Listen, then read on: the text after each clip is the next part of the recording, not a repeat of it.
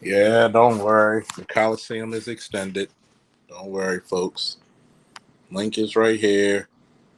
We're gonna continue. We're gonna continue with the conversation at hand for those who want to hear this shit out. It's late night, and we're gonna be great, right?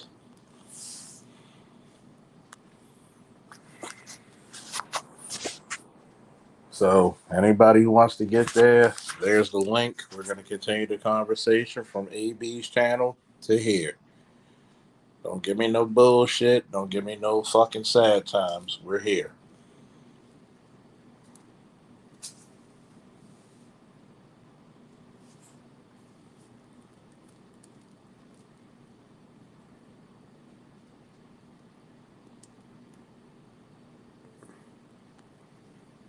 The link is right there, man. We're gonna extend the Coliseum for about another hour or two. So hey, we're here. The holiday. What's up? I'm listening. What's up? We're gonna extend the We're good. conversation. What's up? See, I don't like it when motherfuckers start trying to bullshit. Manosphere working. It's black manosphere at that. Right. See, the manosphere number one mission, and I'm gonna say it again for all the niggas in the back who don't comprehend very well. The first job of the manosphere to make sure niggas that we are not crazy. We don't shame, blame, and explain. Guess what? We're above explaining ourselves. We don't need to explain ourselves. Fuck all that. Okay? Fuck all that. Fuck all that. We don't need all that shit. See, the problem with it is that a lot of bitch niggas don't get the traction they want. I was at that. A lot of people see. This is where I realized the dangers of social media because everybody gets to think that they can have an opinion, but do they have really something worse to say? No. And see, That's why. Okay, go ahead. Sorry, go ahead. that's the problem, Amer, is that all opinions are not valid. It's like a woman saying to me, "You don't need a father to teach a boy to be a man." Yes, the fuck you do. Did believe you do. I mean, you'd be Look, surprised how many LGBTQ couples I've argued with about that. But I've let them know, like, hey, if you and another couple of the opposite sex, wherever, work together, you're gonna raise a stable kid because that child is most likely gonna grow up to be straight. And I'm not trying to stir some shit up by saying that, am I? no, No, no. Because children do need both male and female energy to grow up, regardless of what that child's orientation is gonna be. look. Let me ask you this question, Amer. Are you ADOS? Please. No, I'm not. Where are you from? I am from a country called Eritrea in East Africa. Do you get the same? Do you get the same prejudice and disdain that I get as a Black American? In Europe, yes, I do. So, And I I sometimes in certain places I love that disdain. You want to know why? please explain. When I go to certain countries, this is before I got my citizenship. Even when I got my citizenship, they ask me where am I from. I just tell them I'm from here. I never let them know that I'm a Norwegian national because I want. Because once I tell them I'm from this little country in Africa. Either they're gonna have this blank look on their face because one, they've never heard of it, or when I tell them it's a place in Africa, I want them to react a certain way because I know it's going to come from a true place. If I told them I was Norwegian, either they're going to have a hard time believing, or they're going to wonder, oh, how's that possible? Such, but I don't want to play that 20 questions. But here's the But then point. again, I grew up in the Arab world, so I know what racism is like, prejudice and whatnot. By all means, sorry, continue. And I tell people, if you think white supremacy is racist, Wait till you go to the Arab world. Shit, look at what's going on to Africans in parts of in Greece, in Italy, in Spain and Portugal. You know, a lot of them, their lives are parallel to Latinos in the U.S. as working in the agriculture industry as fruit pickers and whatnot. Let's go even deeper than And that. Where did Christianity begin? it began in Palestine, and And from who there it's spread. and who are the longest reigning Christians, I guess, will be Ethiopian Eritreans, right? Before us, there was the Coptics. Before us are the Armenians, See, I the love it. Assyrians as well. I love the fact that you brought up the Coptic Church because that means anybody who brings up the Coptic Church tells me their level of intellect. We're joined at the hip with them, first of all. Tuatos, by the way, Tuato is what they call the church in both Eritrea and Ethiopia, all sub branches, because they come from the good word meaning oneness. We are joined at the hip with them from And the where beginning of our history and because where's and where's the Ark of the Covenant, quote and unquote, allegedly supposed to be? it's believed to be in the what you call the monastery of Our Lady of Saint Mary in Aksum. That place is a highly secured area. High raised fences, military presence in and around that place. The only person who has access to that built into inside to be no, the only person who has access within the grounds of that very complex is a priest who's been the designated caretaker. Only And he has the right to ever go in there. He has the key with him at all times. and, Go and ahead. pretty much, last time I checked, Axum is a part of the Ethiopian and Eritrean Empire, correct? The Aksumite Empire. The Aksumite Empire was most of it was in Eritrea in northern Ethiopia. So That's where it was. so I'm gonna tell T Bone. You see the link? Click on. Explain yourself, young man. I want to shout out to LAPD SWAT, another faithful follower. Big ups, Colonel. It was Heard good. the idiot on the other stream staying to fight. Yes, I'm giving you an extra hour, maybe even two, if I feel like it. Come up and explain yourself. See, I got a little bit of that early Black Manosphere 2.0 in my ass. Where we go to debate. I You still want to see got a good example of? Oh, sorry. Go ahead. I still got a lot of that debating in my ass. Come on here. Click on the shit. Don't be a coward. If you're gonna be a man, right, wrong, or indifferent, explain yourself. Don't just wait in the fucking chat. We love the challenge. We don't run from that shit. There have been times where I've had to challenge people when I ask questions. I mean, BGS earlier this evening kind of had to chew my ass because when we were talking about Ukraine, he said, "You know, it's deeper than that." He had to explain to you it's deeper than that. Now I realized I stand corrected. Thank you for whooping my ass. Is what I said to the man afterwards. But guess what? You took it in stride. Hey, I've taken a few L's and I learned how to take an L. I owned up when I was wrong. I've learned to apologize and own up for what I did. Learned to face the music many times, man. Whether it was at the hands of my father, one of my employers. I'll be honest with you. There are some men, I mean, growing up, there are some men whose masculine energy unnerves me. Yeah, Even though because they're noble, even though they're noble men, I always had that sense of fear in them. it's called One of reverent them, respect. mm-hmm.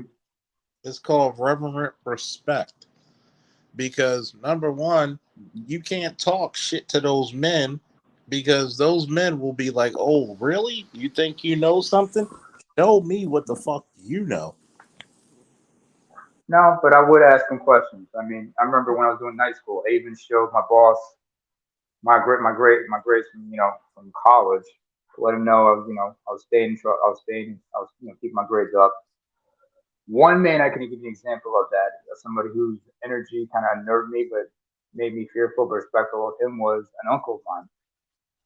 This is like a distant uncle.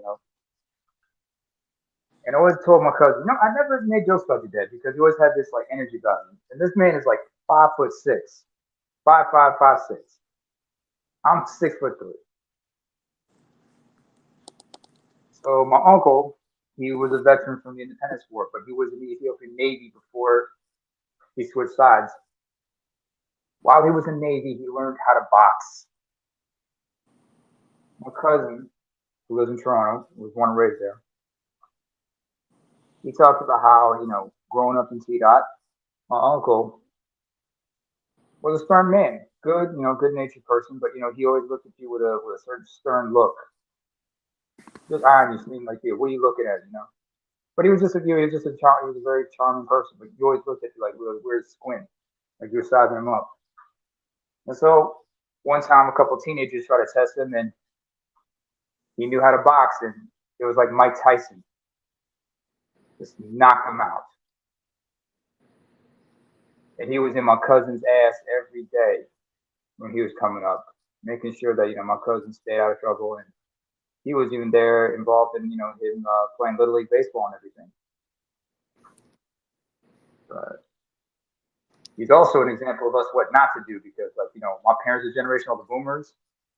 A lot of them, like since the 2000s, have been hit with type 2 diabetes. Mm-hmm.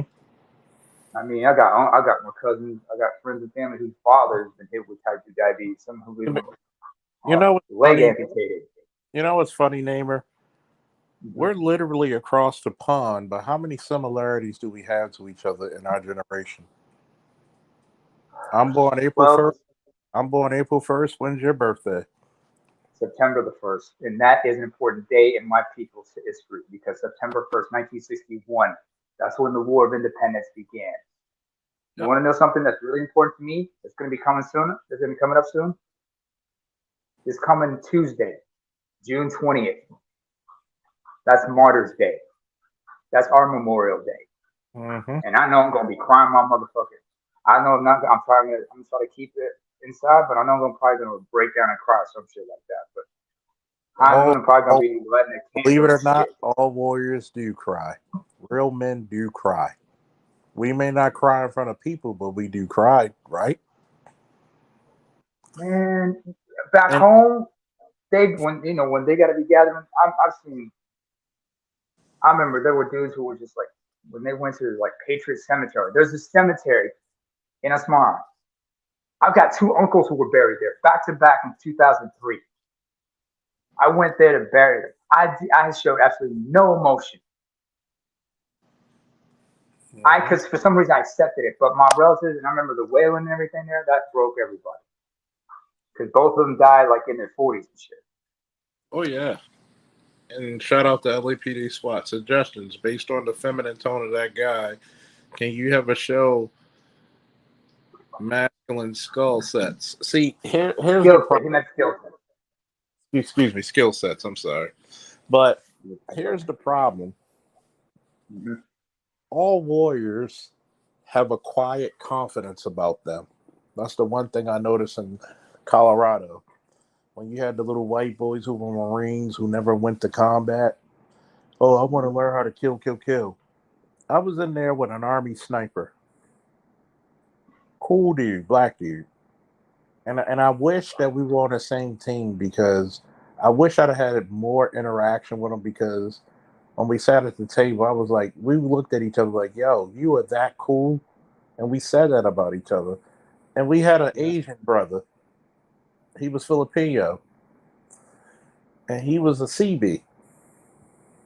Don't And sleep on them Filipinos. Some of the uh, baddest cats you'll ever come across, and some of the coolest ones too. nasty with the knives and sticks. Trust me, he was nasty. Shit. Kali Eskrima, shit. And we had a guy who was Dominican, but like I told him, I said I always joke with him. You black. You're just a nigga who could swim and speak in Spanish. And I and we looked at people and said, look, we're not trying to be killers because you do what you got to do in battle. Mhm. You don't praise a lot of shit you got to do in battle, but shit has to be done. I've given T Bone, I haven't even X'd him out in my chat.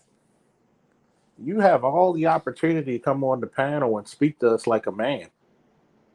Mhm. I'm gonna give you an hour. I'm gonna give you at least two, maybe. But see, here's the fundamental problem. Too many men want to talk about shit instead of being about shit.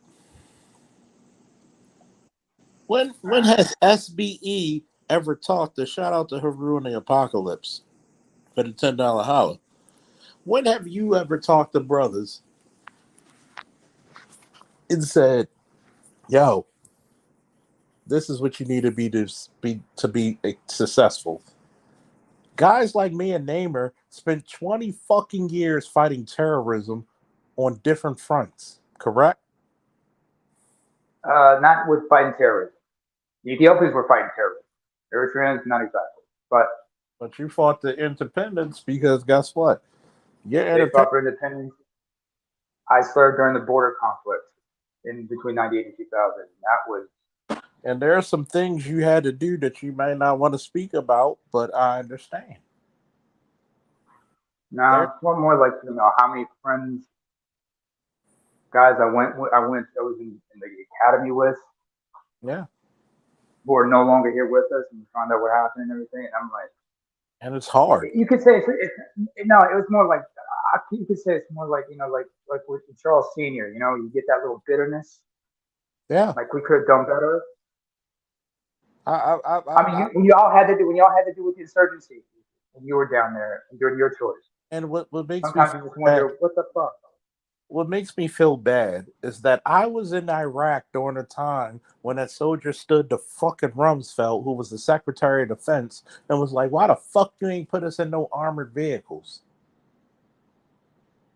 How the fuck is it when we relieved the QRF team who trained us, you had a Hmm. dude who fucking fought terrorism and insurgents for a whole fucking year and he dies from an overturned vehicle? Where if he was in an armored vehicle, it would have saved his life. Not to mention the IEDs you had to deal with on patrol and shit. Man, Because we were watching that on the news, man. man, imagine going to Fallujah when it took Marines a whole fucking day just to conquer a block. A whole fucking Black block. Hawk Down back in '93. You remember And Operation Restore Hope in '93 mm-hmm. in Somalia? Black Hawk Down and shit. There's a reason why guys like you and I are not given bigger medals than what the fuck we deserve. And we don't take medals where we're from. It's not about that for us. It's and sometimes guys like you and I, Mm. well, excuse me, let me use proper English. You and me. You Anytime you and can, I. Hey, well, Brian. anytime you use you and anytime you can use us, that's you and me. Uh-huh, uh-huh. That's Anytime true. you use the we, is you and I. So the proper term will be you and me. Oh, Guys, fair enough. because guys like I learned us something new today. guys like us, and this is funny because I just had an ex who graduated last week from college, and I had to school her on that shit. I Oh, what you said majoring? legal studies, and I said go ask Okay. your professor what's the difference between us and we, and we can use you and me and you and I. See, I'm highly intelligent. Trust me. I may not have my degree yet, but guess what? A guy like me, a degree for me is a formality. So Absolutely. guys like us will never get the respect nor the medals we deserve. That's We true. don't even look we don't even look for it. I would trade in any benefit, any fucking medal, any fucking thing for the guys who passed away to be here with us today enjoying drinks, coffee, whatever, cigars, laughing, joking about the old days. It may not seem like it because we still got a good amount of energy, but we're older men. We've aged gracefully, We age even though grace. we've all had, even though we've been through some shit, we somehow came out of it through the other side on better terms. We Because dealt with. we've already seen, we dealt with it, but we've also seen what that shit has done to our fathers. In my case, my uncles and aunts. Sorry, aunts. I'm using American English, not British. So we understand and we learn from them. We learn from them what to do, what not to do, how to be better. But it's like Plato once said, Azrael, "Do not the wait." of his name said, "No, it's a dub for that degree. I have that. It was hard to get a job, and they don't want any. They don't want to pay you anything. Exactly. See, the problem with it is this: guys will come over to this space trying to belittle us. All you talk about is women. See, first and foremost, notice one thing guys like Namer and myself never complained about is getting women. It's the women we get. Are they wives? I don't want a fucking partner. I want a fucking wife. Okay? I want somebody Ride or that die. I ride or fucking die. And you better live, bitch. And and see, I want somebody like I had to explain to my friend. We may get together, who knows? We've been talking for a whole year, and obviously she must really like me because she bought me a whole bunch of Ravens paraphernalia shit. So hey, that's a plus. See, I tried to Eh, explain to her when mhm. a man being the leader, and I explained to her, does the president share power? No. But does the Yeah. president have a cabinet of advisors? Yes. See, the failure of women is not accepting the role of the great advisor, which is very important, if not just as important.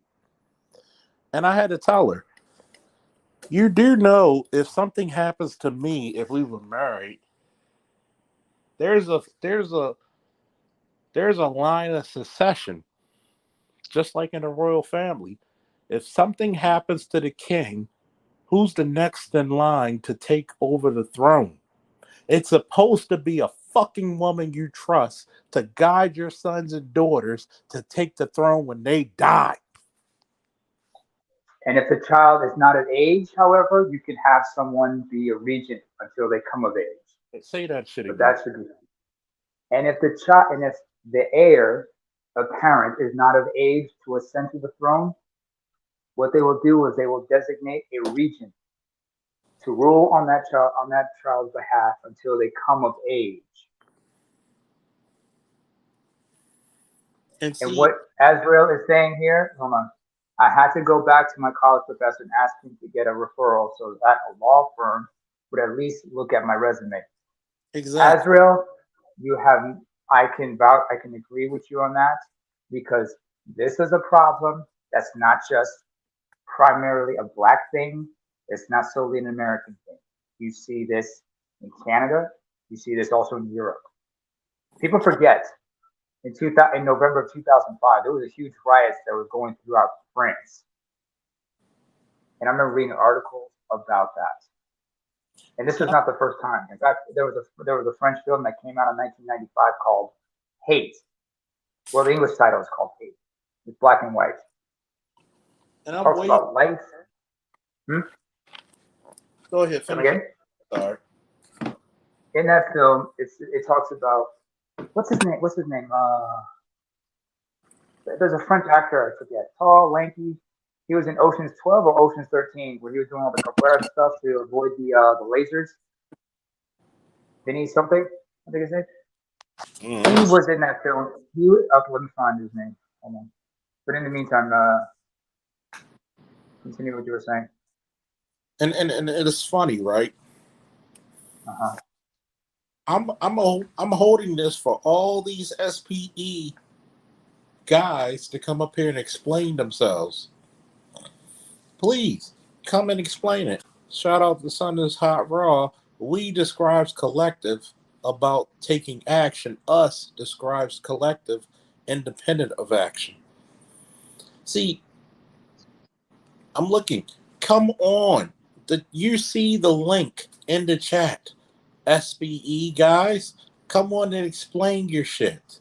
Tell us why we're wrong talking about women, even though we had a whole fucking panel not even talking about women. Please come up here. I love the challenge. In By the Baltimore. way, I found out the actor's name. His name is Vincent Cassel.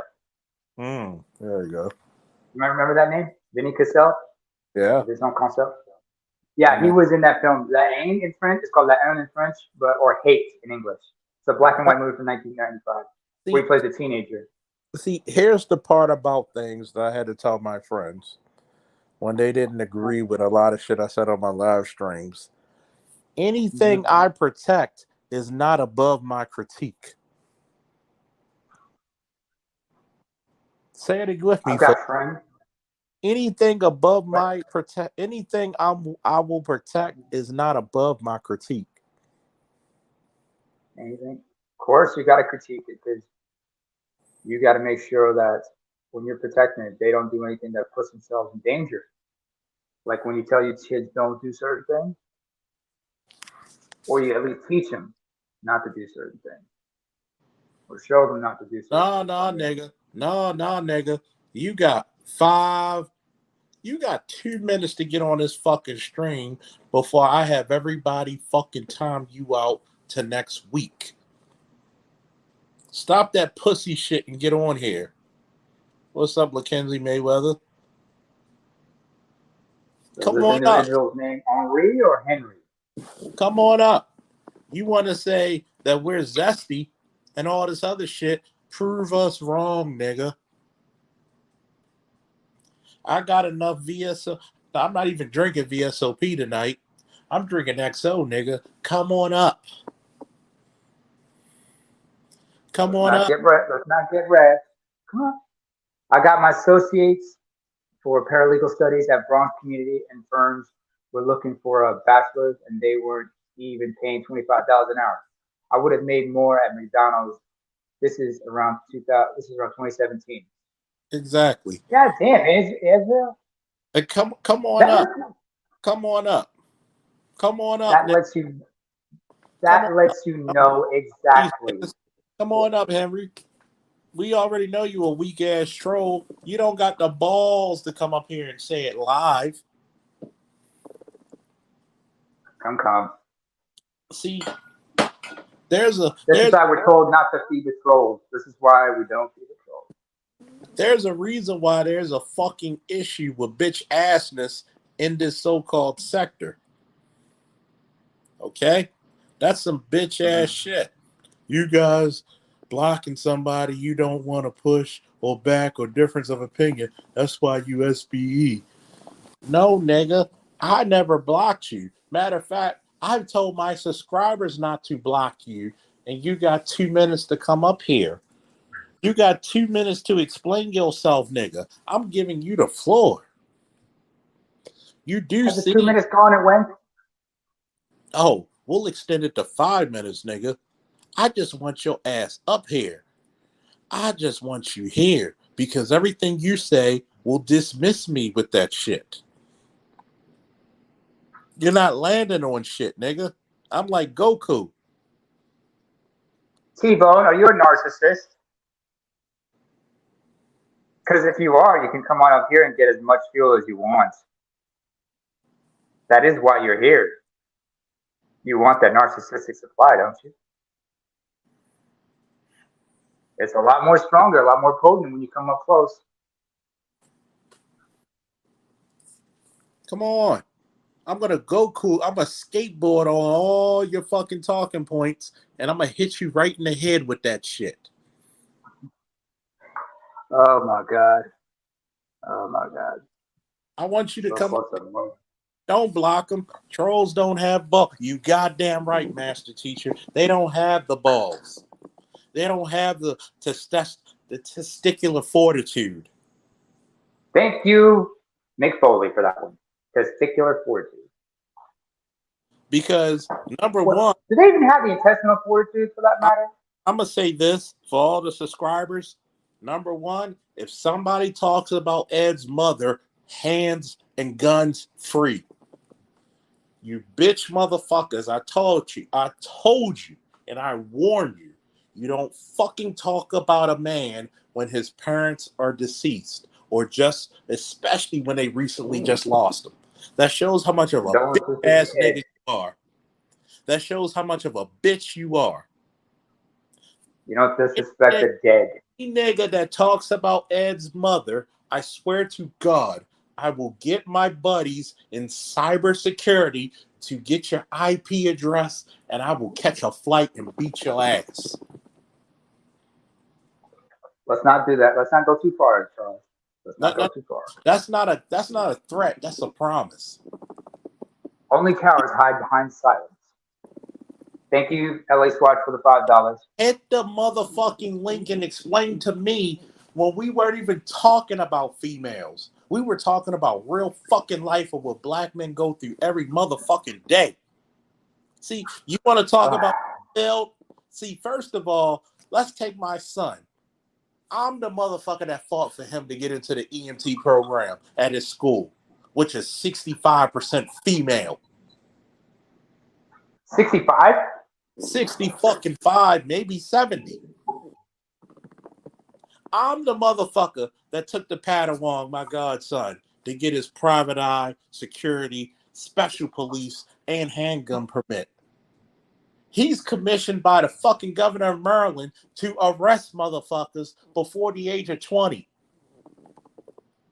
Congratulations to him. What the fuck did you niggas build? Shout out to LAPD SWAT again. I want you cowardly bitches to come up here and tell me what the fuck the manosphere ain't build. When did you fucking counsel other black men who were going to do some vile shit or take their own fucking lives and tell them, yeah, who's this? Tomorrow is a better motherfucking day? Who's this? This is Azrael. What's up? Oh, hey, Azrael, what's good? How you doing, brother? What's going on? Shout out to you for Can't that. complain.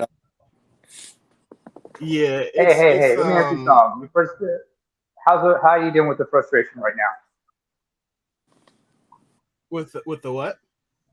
The frustrations. You said you're going through some. How frustrated are you at the moment? In terms of what exactly though? I would say I'm a little fatigued. What you mentioned earlier in the chat. That's what I mean. Regarding what you mentioned earlier. Oh, what you mean with my degree? Yeah, that was in my early 20s, man. I ain't gonna lie. I was I mean the current stuff, but you did mention the past. Yeah. Like, how old are you now? I'll be 29 next month. But my first degree was a paralegal studies, man. I had I thought I was gonna be a lawyer, to be honest with you, but then I had cold feet because I didn't want to be in debt for that. So now, when I got the degree, I was like maybe like 21, 22, and like I remember all of my classmates after we took the last class, we all went back to like to the professor and asked him like, yo, like we're having difficulty finding work. And I would apply for jobs, but they would be like, "Oh, you have to have a bachelor's degree, but we're only gonna pay you like $17 an hour." I kid you not. Like there were jobs that were saying that. How the fuck do you even come out of your mouth and say $17 an hour to a motherfucker with your degree? Yeah, and then a lot of go ahead. It was wild, man. Nah, I mean, and sometimes it was. I knew black men that were paralegals. And it was one I knew he worked at the gym that I went to. I was working out at the Planet Fitness, and I asked him to put me on, and he was like, "Nah, just go to Robert Half." He wasn't really trying to put me on. And I kind of get it. I was disappointed, but I kind of get it sometimes because you don't know the person from Adam, so you don't want, huh? No, I get it. His frustrations and everything. Like, he was trying to guide me, but he's like, in his mind, he was about to retire, and he didn't want to. He didn't want to have his. He didn't know me like that well. For him, I felt as though he didn't want to lose his reputation. So that now I look back at it, I understand. But here's the thing, I ain't gonna lie to you. It's too late at night for guys to be acting like weirdos, man. Like it's just like it's like the Walking Dead. People are like SBE, SBE. It's like if we're talking amongst ourselves, we're not trying to convince. Now I understand if people say, okay, if you're trying to shame each individual woman you see, that's something different. But prime example, when Bernard had his panel on today, or was it yesterday, and they were talking about how Rebecca Lynn Pope is more or less using the same tropes that Oprah used, like, oh, black man is the stats, this, that, and the third. It's like the manosphere is built because if it wasn't for, how should I put it? If it wasn't for the manosphere having some kind of pushback, then the whole dogma and the whole tropes of, oh, black men, we need to do better. I remember I was in college and some of my other black like classmates that were men, they were like, man, we just need to do better. I'm like, dude, we already in college, we doing our thing, we don't got kids. Like, why do you feel as though you have to live up to an expectation of women? Like, they have their bullshit too, you know what I mean? But Ariel, I mean, let me tell you what you should have told him. How the fuck can I do better when I'm better than the women who asked me to do so? In fact, the question should have been, yeah, man. what do you mean by better? What are you talking about? Just ask them, what are you talking about? What do you mean by better? What's your bachelor's in? Well, me right now I'm pursuing my accounting degree. I'm almost done with it. I graduate next year. Congratulations. Yeah, I ain't gonna lie. But here's the fucked up part about it. Mm-hmm. I've heard this fucking shit. I'm a 41-year-old man, and I heard about black men doing better. And I've told several black women, how the fuck can I do better when I'm making more money than you with a master's? What are you talking about? As you know, and less debt too. I didn't even finish my degree. I live in a better house right now by the grace of God because of my veterans benefits. See, the problem is when I teach young men, go to the military, they will take you. You right now, you're 29. You're not even 30 yet. You're not even as old as me and Namer right now. no. We're considered older men, but we're not old men. You have so much fucking opportunity with your degree that you being an accountant, the alphabet community, with a real alphabet community, we're talking about the DEA, the FBI, the CIA, they will take you. Hell, Alonzo Hall, his significant other, she works for the IRS. Exactly. Probably like forensic accounting, See, something like you know, in fact, excuse me, hold on a minute, Charles. Azrael, are you familiar with something called ACCA? Is that an accounting association? I believe it's the international. It's the International Accounting Association. You get certified by them, you're certified internationally. Oh, that's dope. Well, it depends because sometimes with different accountants, like not all countries use the GAAP standard. So, I know. but I mean, that's something I'll definitely look into though. Something worth looking into because I can tell you, as somebody who used to do some bookkeeping in his younger days, and who's got uncles who are auditors certified auditors as well as accountants. Yeah, that ACCA comes in handy. Yeah, I'm doing right now I'm doing my for this semester I'm doing my QuickBooks class. All right. And that's for one of the classes, and then I had this other class that they give you a certificate, but it's self-study. You could do it at your own pace. But it's slowly but surely. Don't rush it. Just make sure you get everything done on time. Don't rush yourself. Sometimes you might need to take a step back or sabbatical just to clear your head. I ain't gonna lie. Yeah, there've been times I was like, because I'm people know me, and notoriously I'm known in this space for doing a lot of shit. Because I'm also doing the IT stuff. But hey, don't stretch yourself too thin. Don't stretch yourself out too thin. I'll hold you. Yeah, I've been getting a lot of burnout. I'm gonna tell you what. I'm gonna give you a bit of advice from your bigger brother, from Uncle Charles, as they say. And I'm old enough to be your uncle. I hate to say that. Yeah, man, I fuck with a lot of teenagers by saying, I'm old enough to be your daddy, right? And it's funny. Uncle Charles will tell you the same thing because I have an issue being an Aries. We want to tackle every goddamn thing, and we have the capabilities of doing, but it's a waste of energy. Yeah. Focus on one thing at a time, and then gain it all slowly. Yep. It's like Right. you I can't be do the telling multitasking like that. You're only gonna run to the heifers and fuck one cow. Walk At a time, and one f- at a time. walk and fuck them yeah, all. You true. don't see you True don't see cows doing threesomes, dude. Nope. that. I'm done. I'm But dead. lions do. All, all, all the creatures that do threesomes are humans and snakes. But guess what? Humans, snakes, and monkeys. That's it. You know, I want to say something to the SBE thing. Like, if you ask the guys, not necessarily the content creators that came up with it, but if you ask the guys that come into the chat, like, okay, prove to us how we're SBE.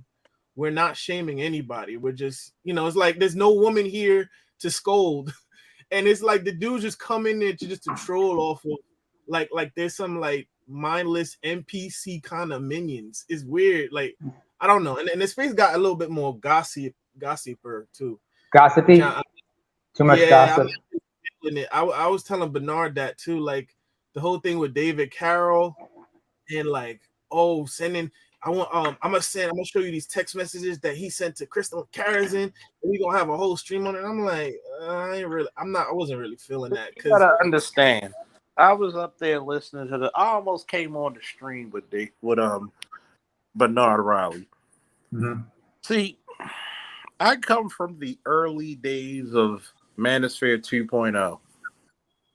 We don't fear much. See, this is the reason why BJS will tell you I am with the shits. And that's the most academically correct way, if I could put it. I'm with the shits. Okay? yeah. Isaac, Isaac, who are you? Luke, how you hear? Hello? Luke, you hear me? You're a little muffled. You're muffled. Am I cool? Okay, 1 second. You're a little muffled right now, Sam. Okay, 1 second. Give me 1 second. All right. Yo, it's funny. He went from All Might to He-Man. Went from Goku to All Might to He-Man. Hey, hey. Hey, I mean, that's Charles. He's Thundercats. I'm Silverhawk. Bro, I ain't gonna lie to you. I've been watching. What was it this week? I was watching GI Joe while I was making an omelet. I Oh, that's what's up. was watching. you know, Yeah, man. you know, shout out to Show Me, goddamn, with the $10 holla. See, you got to understand something. Me and Naamer are the same. We're pretty much. It was destined for me and Naamer to meet. Yeah. I'm April 1st. He's September 1st. 82, baby. That's we're the Thriller album babies. Okay. Thriller. No, not just Thriller album. Not just Thriller album. It's 1999.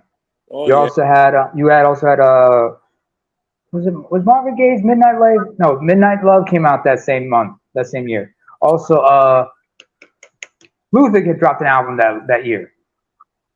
I think it was Busybody. I mean, you actually had in Japan Funky Flushing coming out there. Love Talking. Love Talking. Oh shit! Don't make me play that on the stream. Oh man, We can't. Wait. Do we got the clearance for that? that's a groovy ass song, man. Yeah, there's some. I mean, Shout out to Show Me again. See, sometimes shout out to my man Mr. Mayweather with the $2 holla cash app.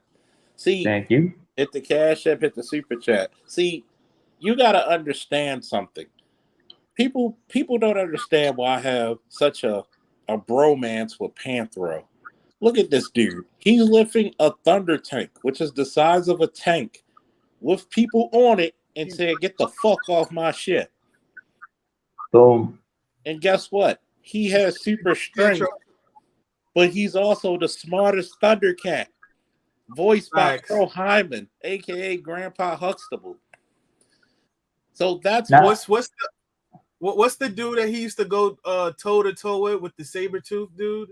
Well, you talking about They used to, you talking about they Groon used the to be Destroyer. friends. Groon the Destroyer. Yeah, See, Groon, him and Groon. Yeah, he I can go. tell He pretty much the only one I think. I can tell you, Groon. I can tell you like the younger cat because you remember the 2012 Thundercats, even though that was a good. Yeah, I like. I ain't gonna lie, but I do like the older ones. Like they used to come on Cartoon Network. You know when they had Yeah, the Hanna-Barbera stuff. yeah. oh And yeah. Cartoon Network You was one? that's Yeah, actually Cartoon Network was at its best. And true.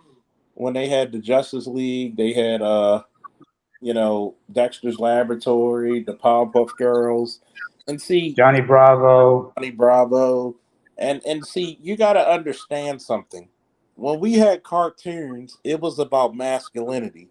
Cheetara, guess what? Cheetara was never looked at as a damsel in distress. Cheetara saved the Thundercats on her own right.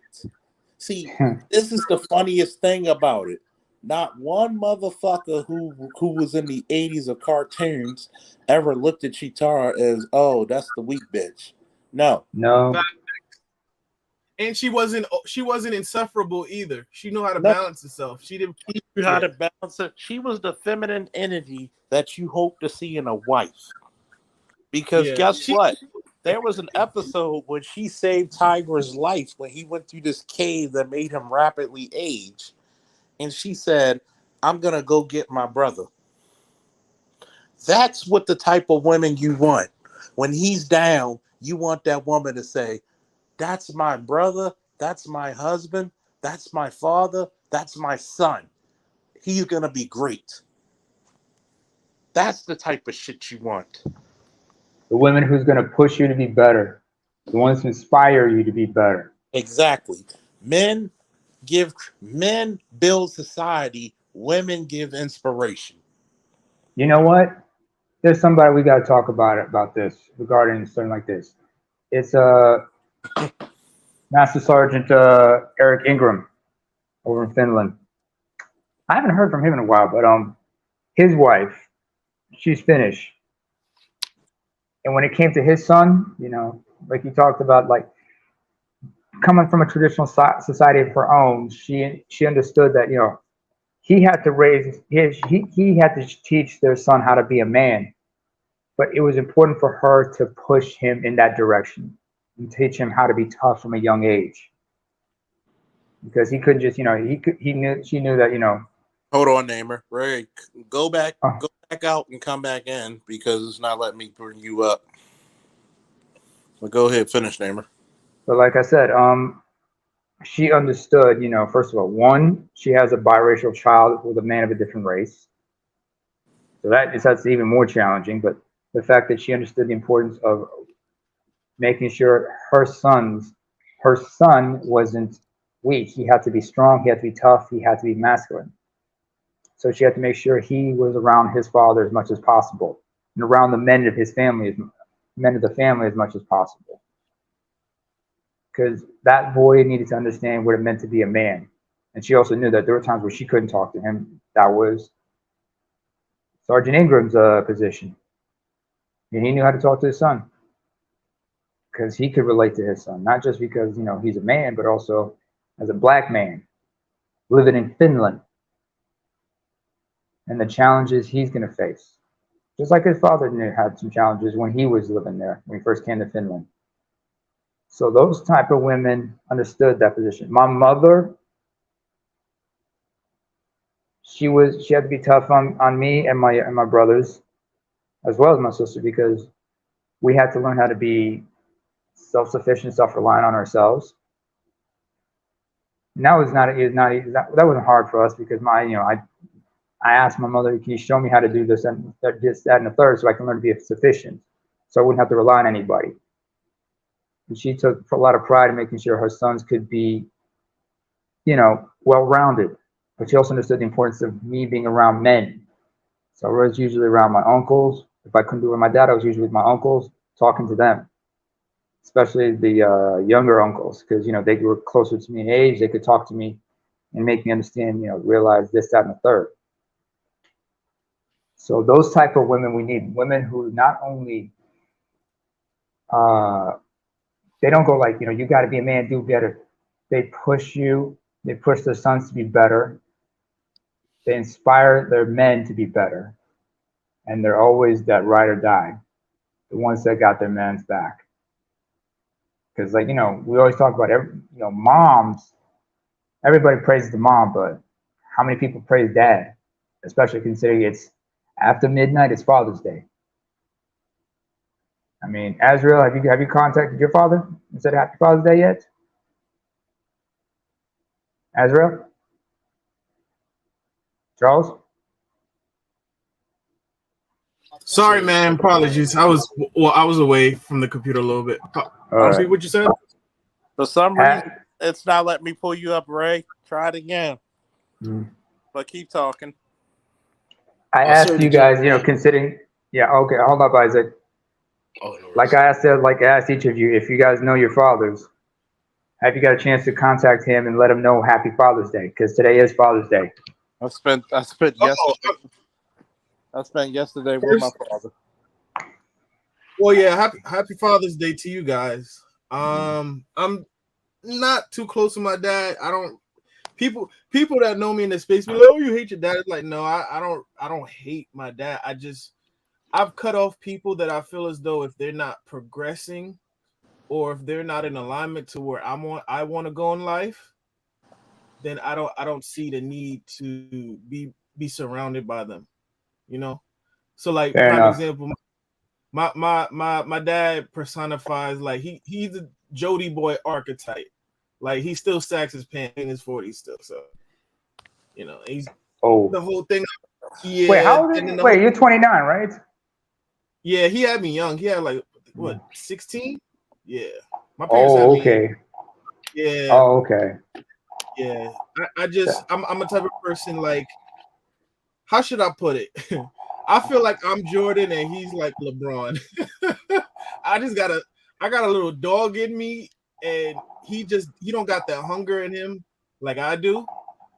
So to me, I can't really be around it. Like it's hard to relate to somebody like that. Like when I was 25, I started my first business. Like when it was the pandemic, right?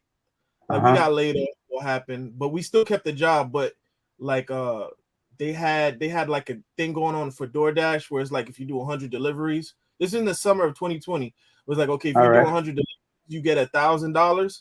So I did that, like the bonus completion, right? So I took the $1,000 and I spent it and bought vending machines, and I bought like my first 2 machines by November, and by like March I had like 10 of them.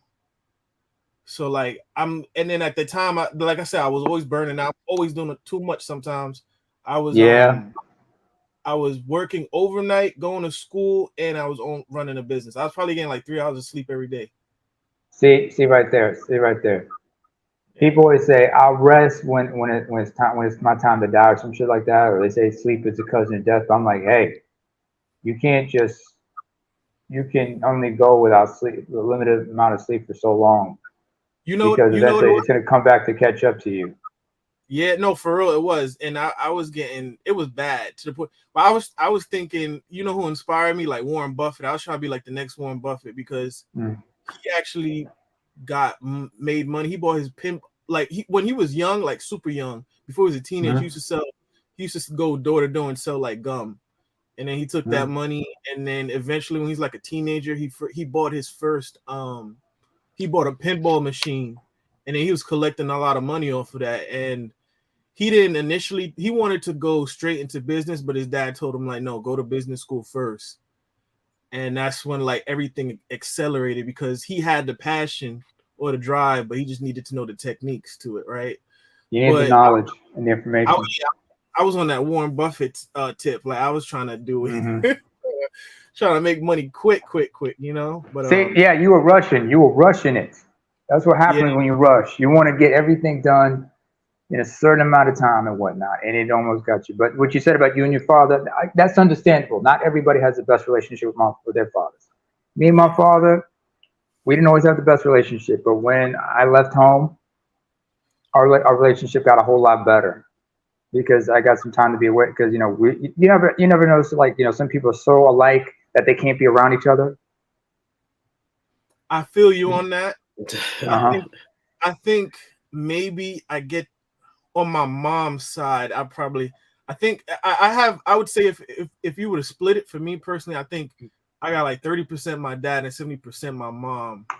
Cause like Mhm. me and my mom are like more so overachievers. He's kind of like go with the flow, and I can be like that at some point in time, but Mhm.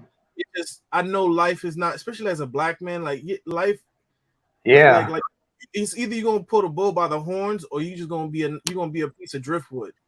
Yeah. Oh, that's one way to look at it. That's one way to You look know at it's it. gonna give you anything. I Just mean, my father. Oh, sorry. Come on in, Isaac. Sorry. Come on in. no, you're fine, man. Like yeah, just wanted to greet the guys on the panel. I'm from Australia. I don't know if you can hear my accent, but I'm from Australia, and I'm We're just in kind of Australia. I'm in Melbourne. You're in Melbourne, huh? From down under. You're in Melbourne, aren't you, I'm Mike? originally from South Sudan though, so my family is from Hey, South welcome. Sudan. Hey, what's good, bro? I'm Hey from man, Eritrea. Okay, that's On the what's up. All right, Barbie. that's it, man. Yeah, I'm No, from no, South no, no, Sudan. no, no, no, no, no.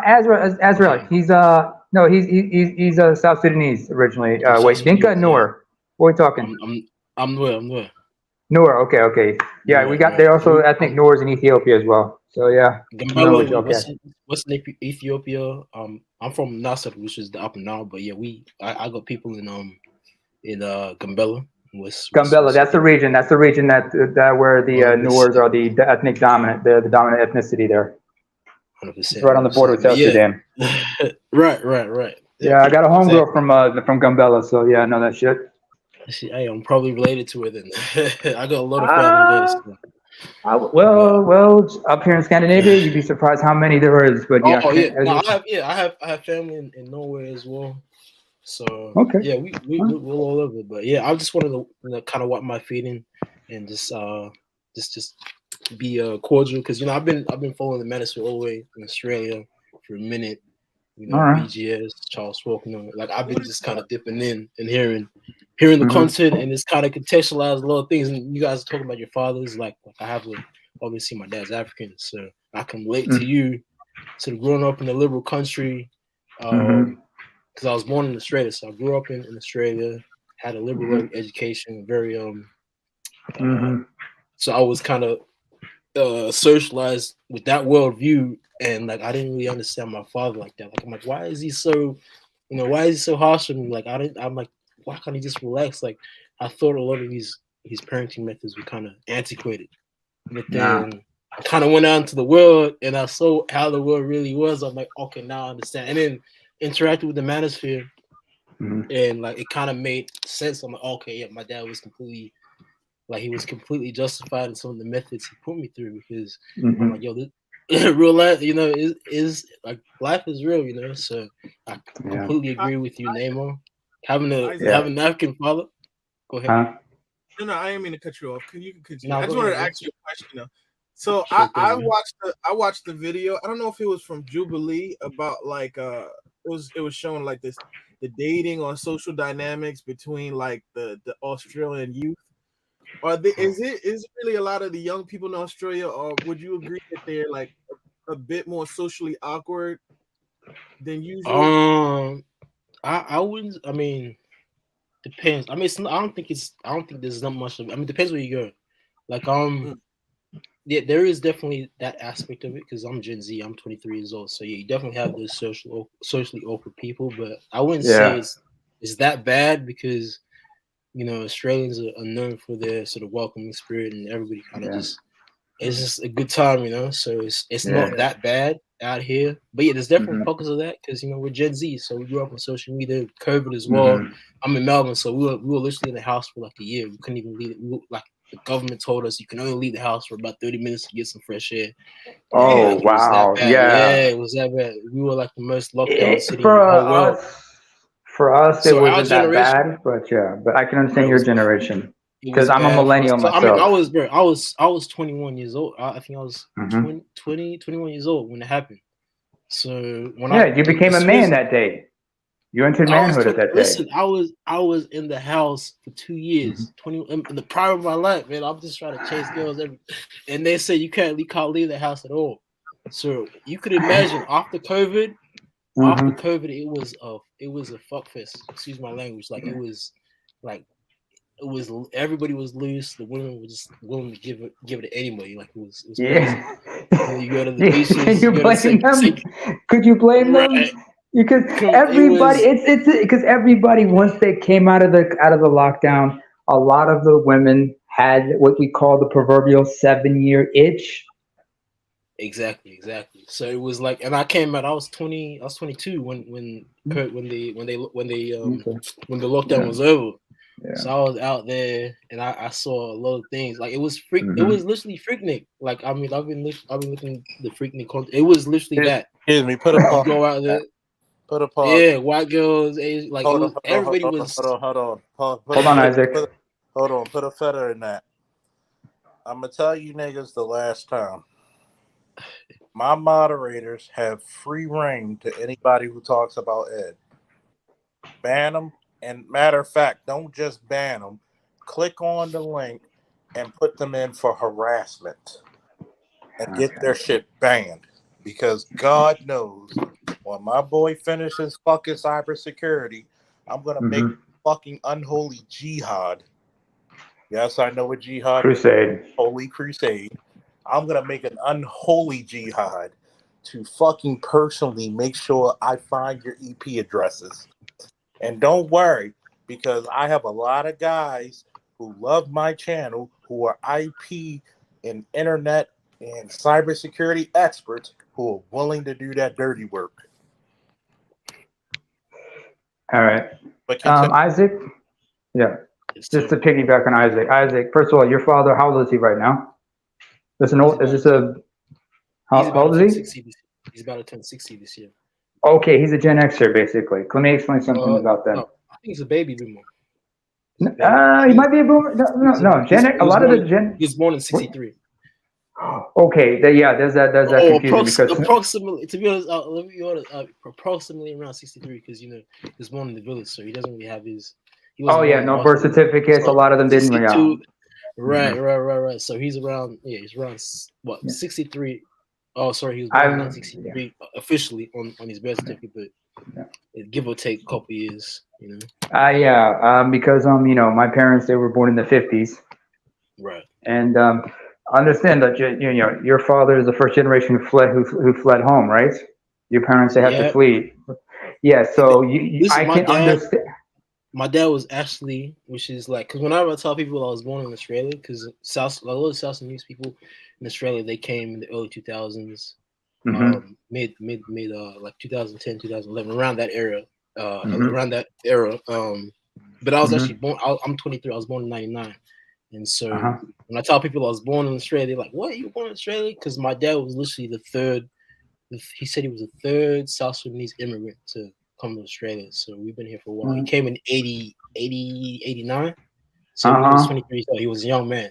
So because understand it was a rough time when he left. And then not to mention because you remember the South was still under. You know what? Right. I'm gonna send you a link after this conversation. I need to send you a link because we had a conversation with one of our fellow guys, Mr. Z, Black and Effect. Okay. Have you ever heard of him? Because I'm not sure. I wonder if you might recall there was a conversation we had about Fresh and Fit going out having a battle, having their arguments with Alvin Preach and the racial shit they were. All right. Yeah, I saw that. Yeah, I kind of shot and watched that. Yeah. All right. We're going to talk about that later. We'll talk about that later. But what I'm trying to say is, Is Isaac, baby boy? Yeah, I can call you that. You younger than me. I got cousins already. Go ahead. Your father, I can understand. I can relate to you dealing with your father because remember, your father wanted you to be the best you could 100%. be, despite the fact that you guys were born in exile. I myself, I was born in exile myself. I was born across the Red Sea in Saudi Arabia, so there were a lot of South Sudanese I met there. I even got family. I got relatives who are from the northern part of Sudan. In fact. So Okay. I understand the dilemma y'all had. We had our independence war going on. There were people from Ethiopia who had the civil war that was going on at the same time. So there, all those people from the Name, Boomer generation, Gen X, first half I Gen don't, Xers. I don't want to cut you off real quick. I know Okay. Charles. I know who that is. That's Oh, Smurg, the dude. Smurg. That's Smurgo. That's Smurgo. That's trolling. oh shit. That's Are you Smurgo. serious? Oh That is man. But that's Smurgo. Uh huh. Look, That's Smurgo. everybody knows how I am about my channel. Nigga, if you're gonna be a coward, use your real account. Get the fuck And up. it's funny. And it's funny because they're using one of my names, and it's not even that's my middle name. That's not even my first Wait a name. minute. You talking about the light skinned guy? No, that's Smirk's. Smirk. No. Smirgo's been blocked off of like so many other places. So he created another account just to do the It's troller shit. it's a good thing that I got multiple names. That's my middle name. It's just funny. So you might have my other information, but that's fine. All But right. All right. That's messed bad up. Well, You already know what to do. Yeah, Put right. him up. Put him. woo! Let me ask What's you up, this Charles? question. What's up, Ray? Let me ask you this What's question. up, y'all? You feel like this guy is harassing you? Oh, absolutely. I know that's He, Smirgo. this is online harassment. Technically, we So- have to report him for harassment and block him. Report him as harassment, every moderator, and block him. hmm Number one. Anyway, oh sorry. Continue. I'm tired before Ray Hama gets in. Uh-huh. Everybody knows on my channel I have zero tolerance for cowards. There's something with the Nepal Gurkhas that I live by. Better be dead than a coward. Ooh, the Gurkhas are no joke. Heard that. And I'm gonna tell you, I don't like this internet shit because men were very respectful before we had an internet. Because guess what? You know what's good for your teeth? Milk. You know what else is good for your teeth? Minding your own fucking business. And always carry a mouthpiece just in case. Anyway, Crazy. This internet stuff. I don't know what is about the manosphere, but I've confronted dudes to be like, hey, like I'm in New, like people are like, oh, you shouldn't do that. But I'm like, if you have an issue with me, I can gladly we can talk over the phone. We can meet up somewhere. I don't have an issue with meeting you face to face. If you feel like you're gonna shade me like a woman, like assert yourself as a man and address me like. There's many a niggas I told, look, come to Baltimore because you got a problem with me. I don't got a problem with you because you're the nigga, probably. yeah.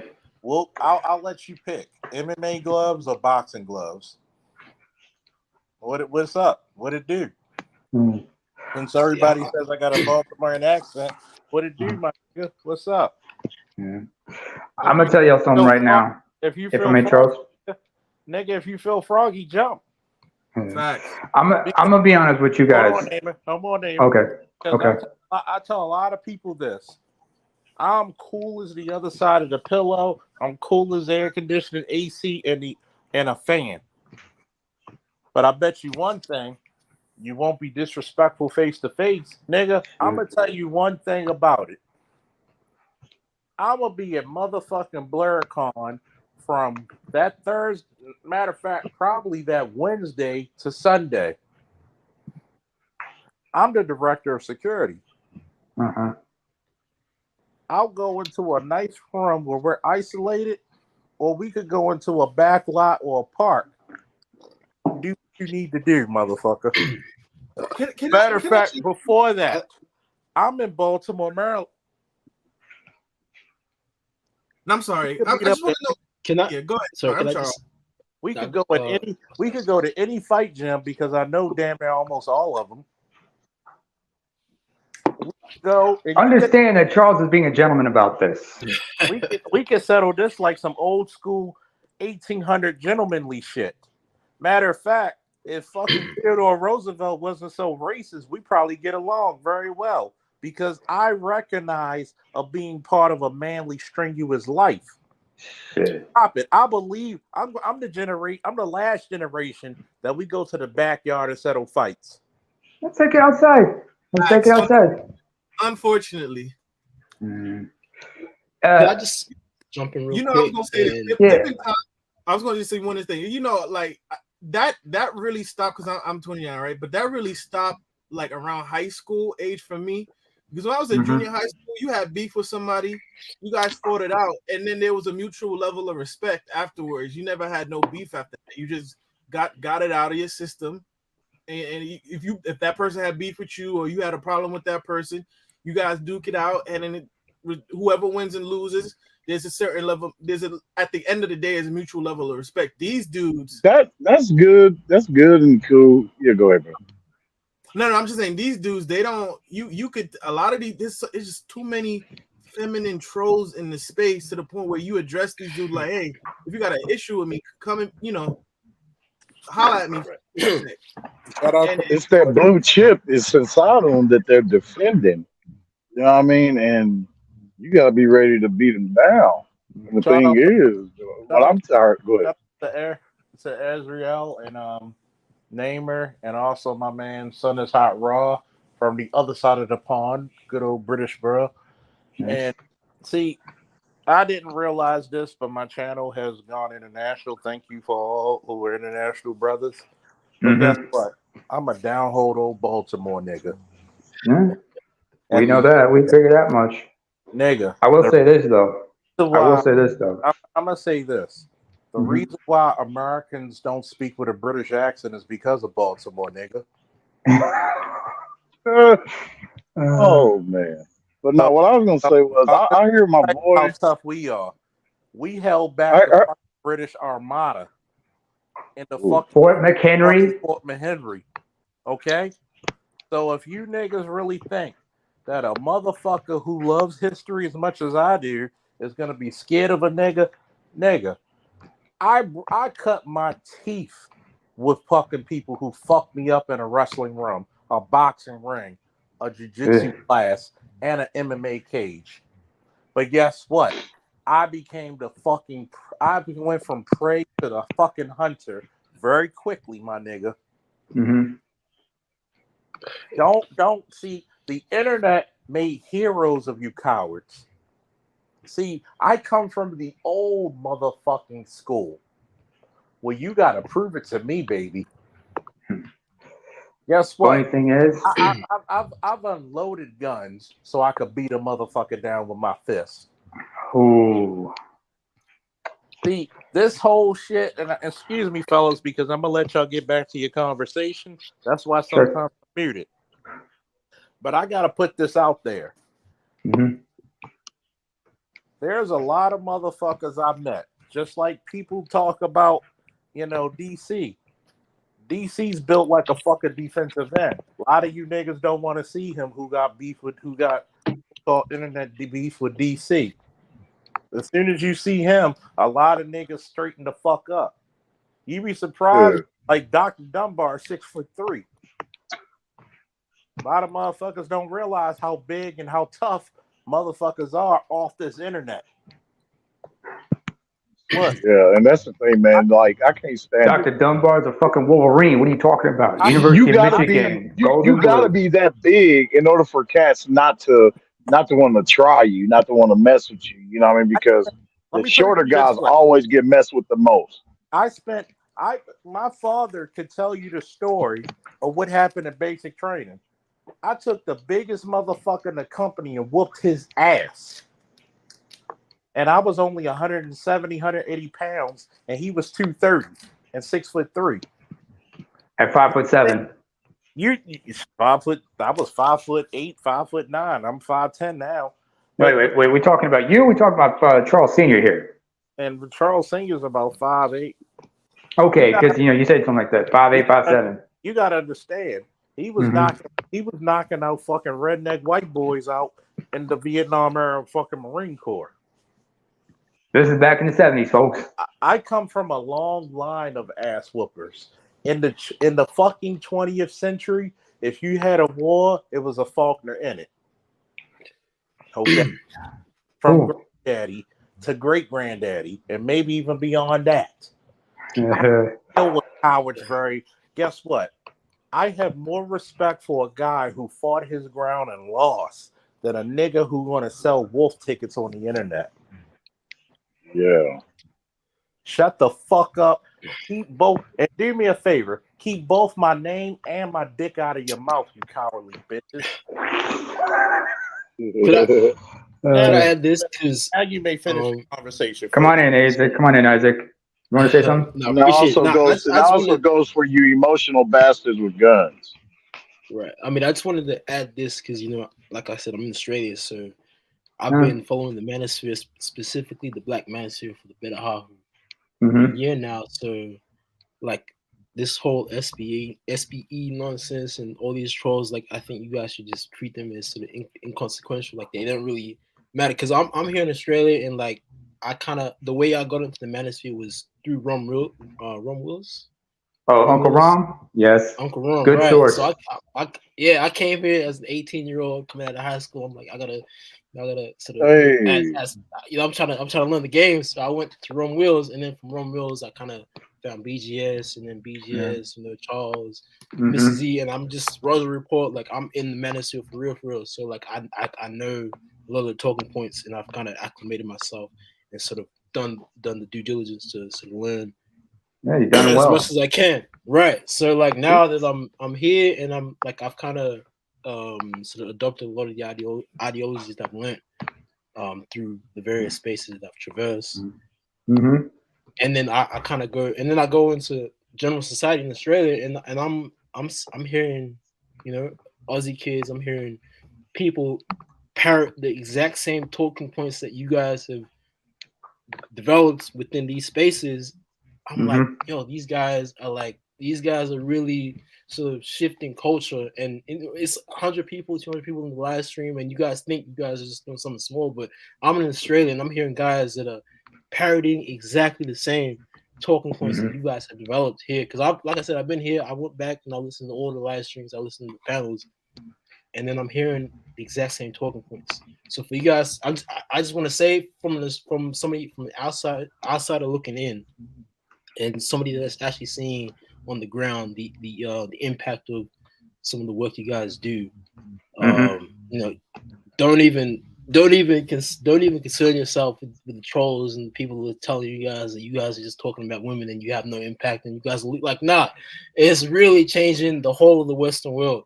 Now, Namer can talk about Namer. You're in Norway, right? You're in Scandinavia. So you can hear, like, you go to the bars and you hear these white boys and they're parroting the exact same talking points, and you know exactly where they're I actually have a truth- close friend a few years it's ago. trippy, bro. It's trippy. So I just want to say this to Charles and to the guys in the manosphere, like, forget about these guys in the chat, so they're just talking shit and trying to make you guys seem as if what you guys are doing are in vain. Like, you guys are just shifting culture. And I'm a South Sudanese first generation Australian, and I can tell you what I'm seeing on the Second ground. generation, but okay. Or yeah, second generation. And you were born.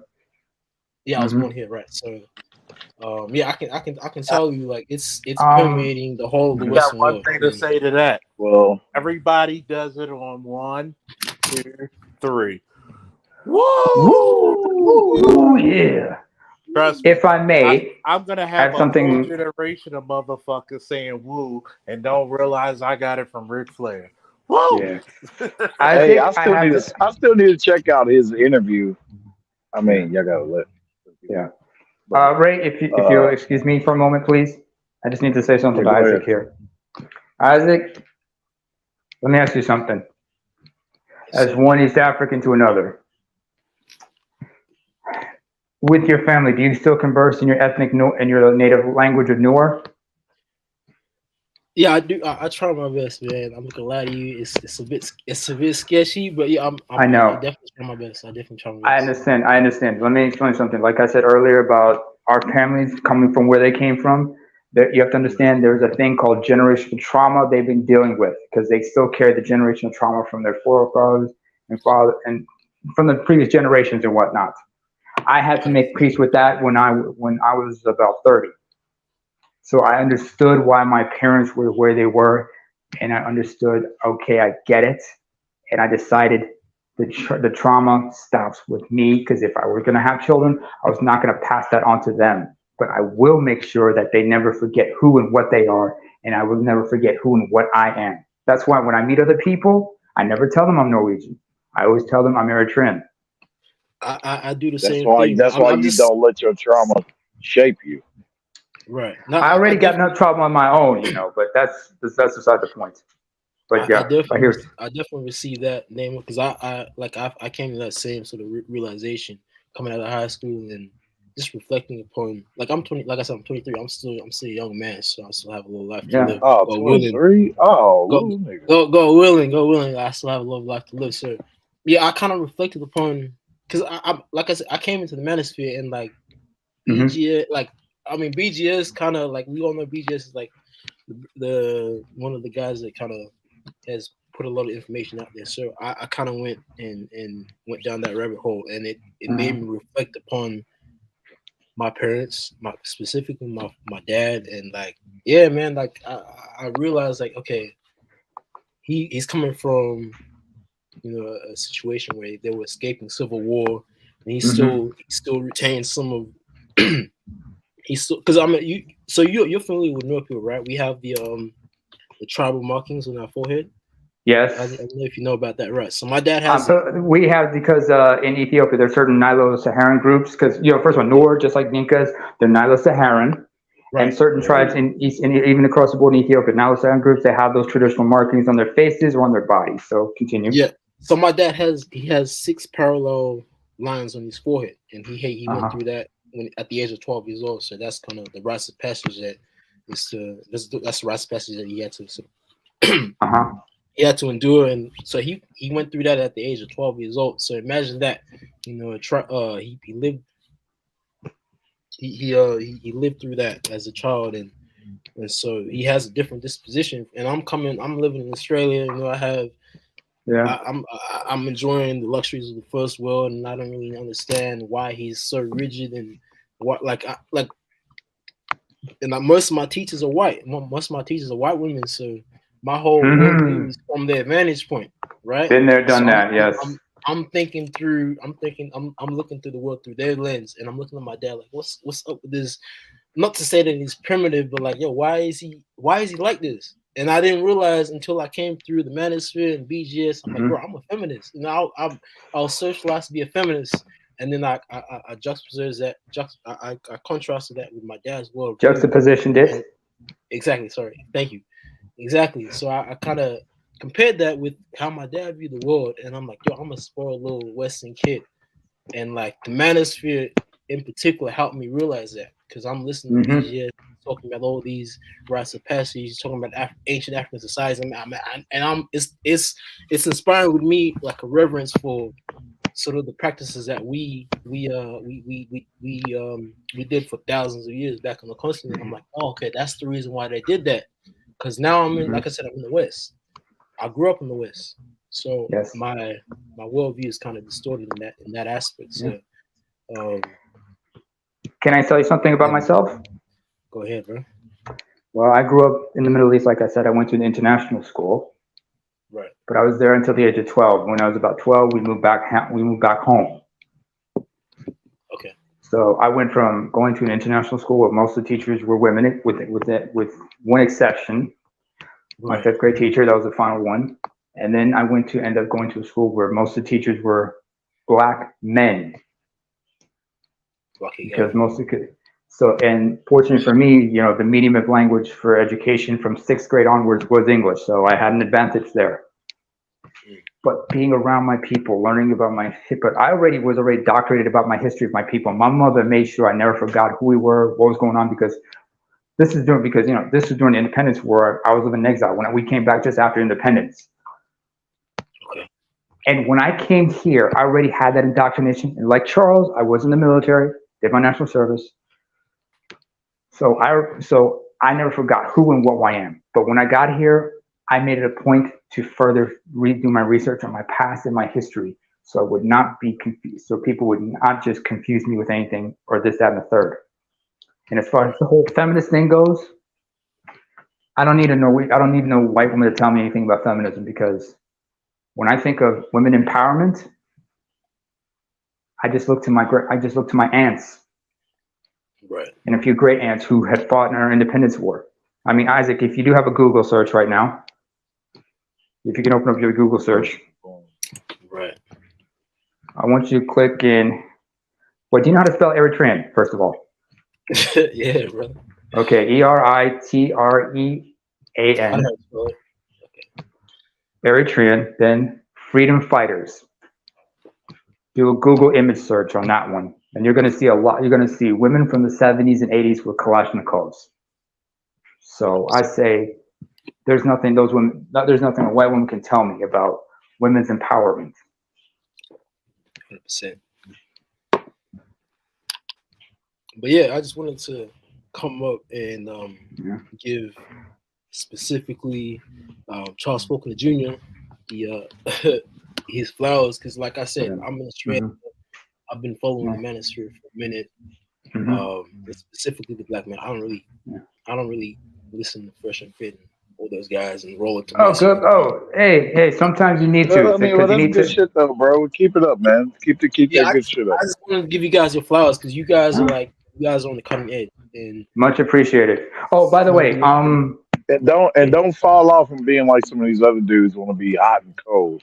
No, you're gonna be right into it, like I've done my due part. diligence. I mean, I started off with Jordan Peterson, like that was kind of my but that kind of shifted my algorithm, and then eventually I found my way to the Black Manosphere. So I was 17, 16, and like Jordan Peterson I was really resonating with a lot of the things that he was saying, because like I said, I went to a private school in Melbourne, so it was kind of like a liberal, like I was a progressive at some point, so it was that type of thing. So Jordan Peterson was kind of like my introduction to the Manosphere, if you will, but eventually I found my way. I need a second to talk my shit. Go ahead, bro. I don't mind, do you? Number one, this is how I know I'm not SPE. I walked into more threesomes on accident than niggas try to get on purpose. Was it Telegram for Mongo? Oh, that motherfucker is an email, telegram, and certified email for Mongo. I haven't heard that one. Okay. I won championships. Telegram for Mongo. I won championships in a sport where niggas didn't even make the team. What does that tell you? I fought back terrorism at a time when they fucking used explosives. I've been a cop in my generation in Baltimore, we used to have over 300 murders a day, so much so that we nearly had a murder a day. My generation of police officers got it down from 340 to fucking under 200. Matter of fact, 170 for a major city. Men like me and men who aspire to take the place of men like me are not into cowardly shit. See, you got to understand something. I have a channel that I had to sometimes, and that I'm humbled by, that I have international. I got brothers from Australia. I got brothers from Eritrea. What up? England. Hey, Son's Hot Rock, he's from UK, ain't he? Yeah, he's from UK. I got brothers from all across this motherfucking country. I don't give a fuck that I'm shadow banned. Guess what?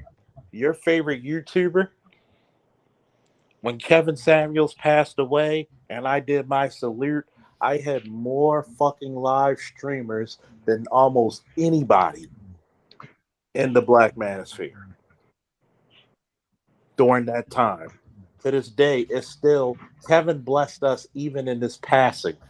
I have 20 fucking K views on that one channel alone, on that one segment alone.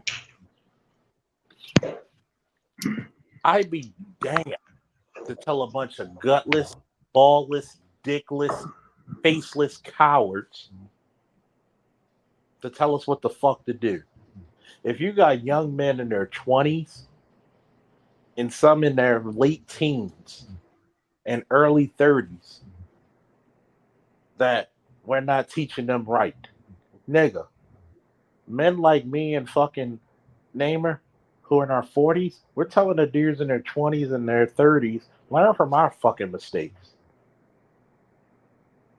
There's mental shit that we have to live with, but we were willing to take that sacrifice. I can't respect a man who's not willing to take a sacrifice. When somebody asked me on earlier when I was on my security gig, what makes a great father? A man who's willing to sacrifice, provide, protect, and preside despite what people think about him. See, we don't shame, blame, and explain. We don't give a fuck if we even explain. See, the problem is this. There comes a time in a man's life where he doesn't even give a fuck if the bitch is listening. He prefers it because when you're not listening, I'm making moves to get the fuck away from you.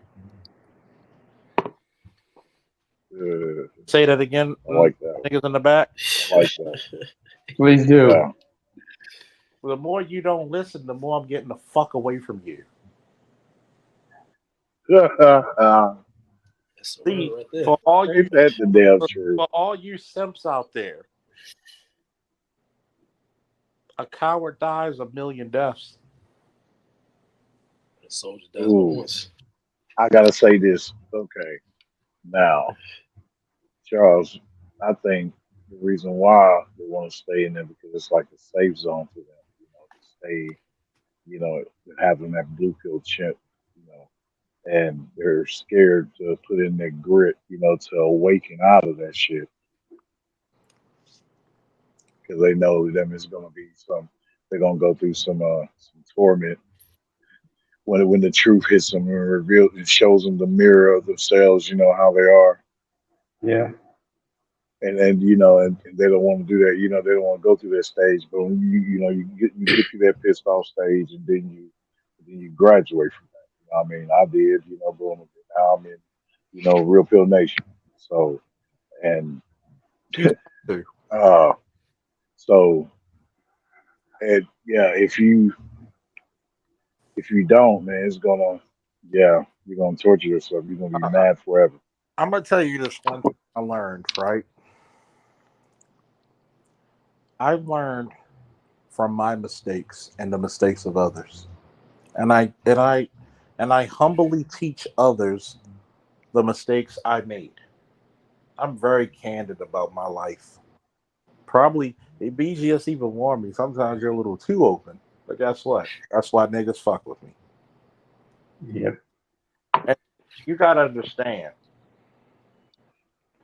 I've been there for friends who were married, had kids, got divorced, remarried. See, in the words of the late great Scott Hall, bad times don't last, bad guys do. And when you have the ability to actually say, you know what, when you lay down on your deathbed and said, I lived a great life,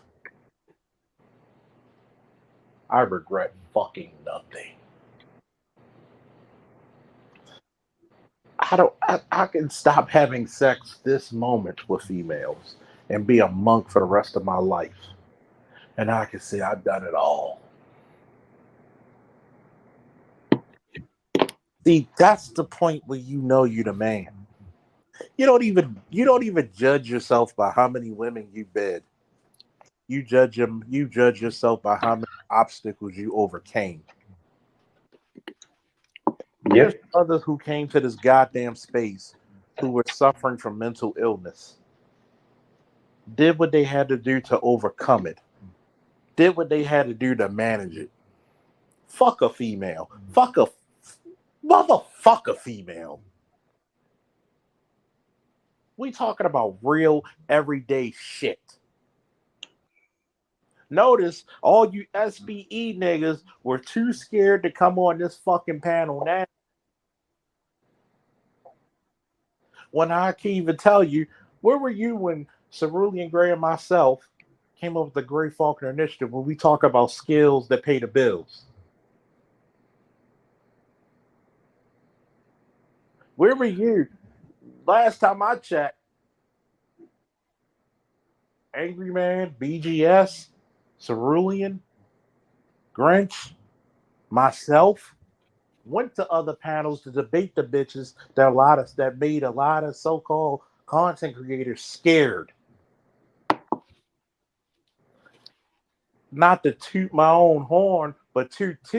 I'm the nigga that told Cynthia G what's the opposite of a beta male coon and ran her off. That one statement right there ruined her. But these You so-called broke. but those so-called niggas, O'Shea and Obsidian, brought her back. When do you see Cynthia G coming for me ever? She knows.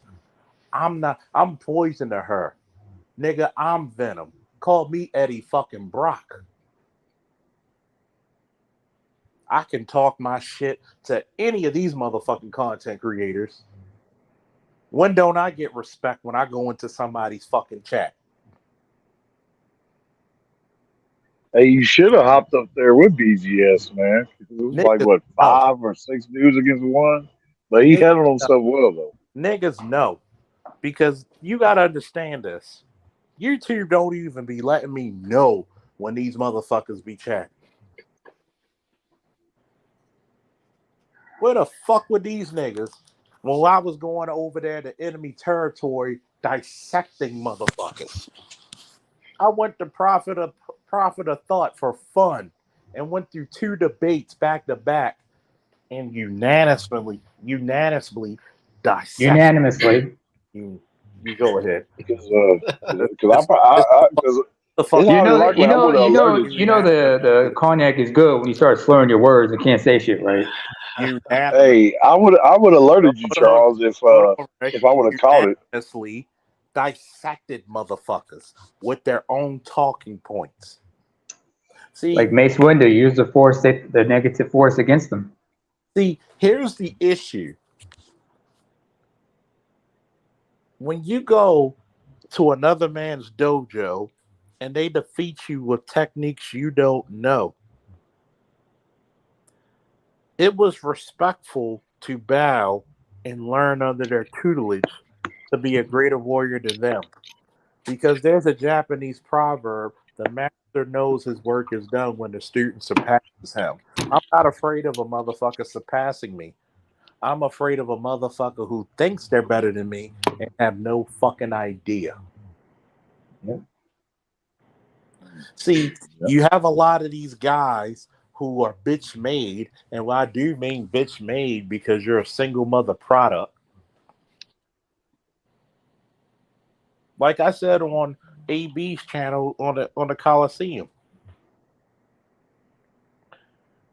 there's a distinct difference between fathers and mothers on average. There are so many women who would say, "Well, my son dropped out of school because we were going through hard times."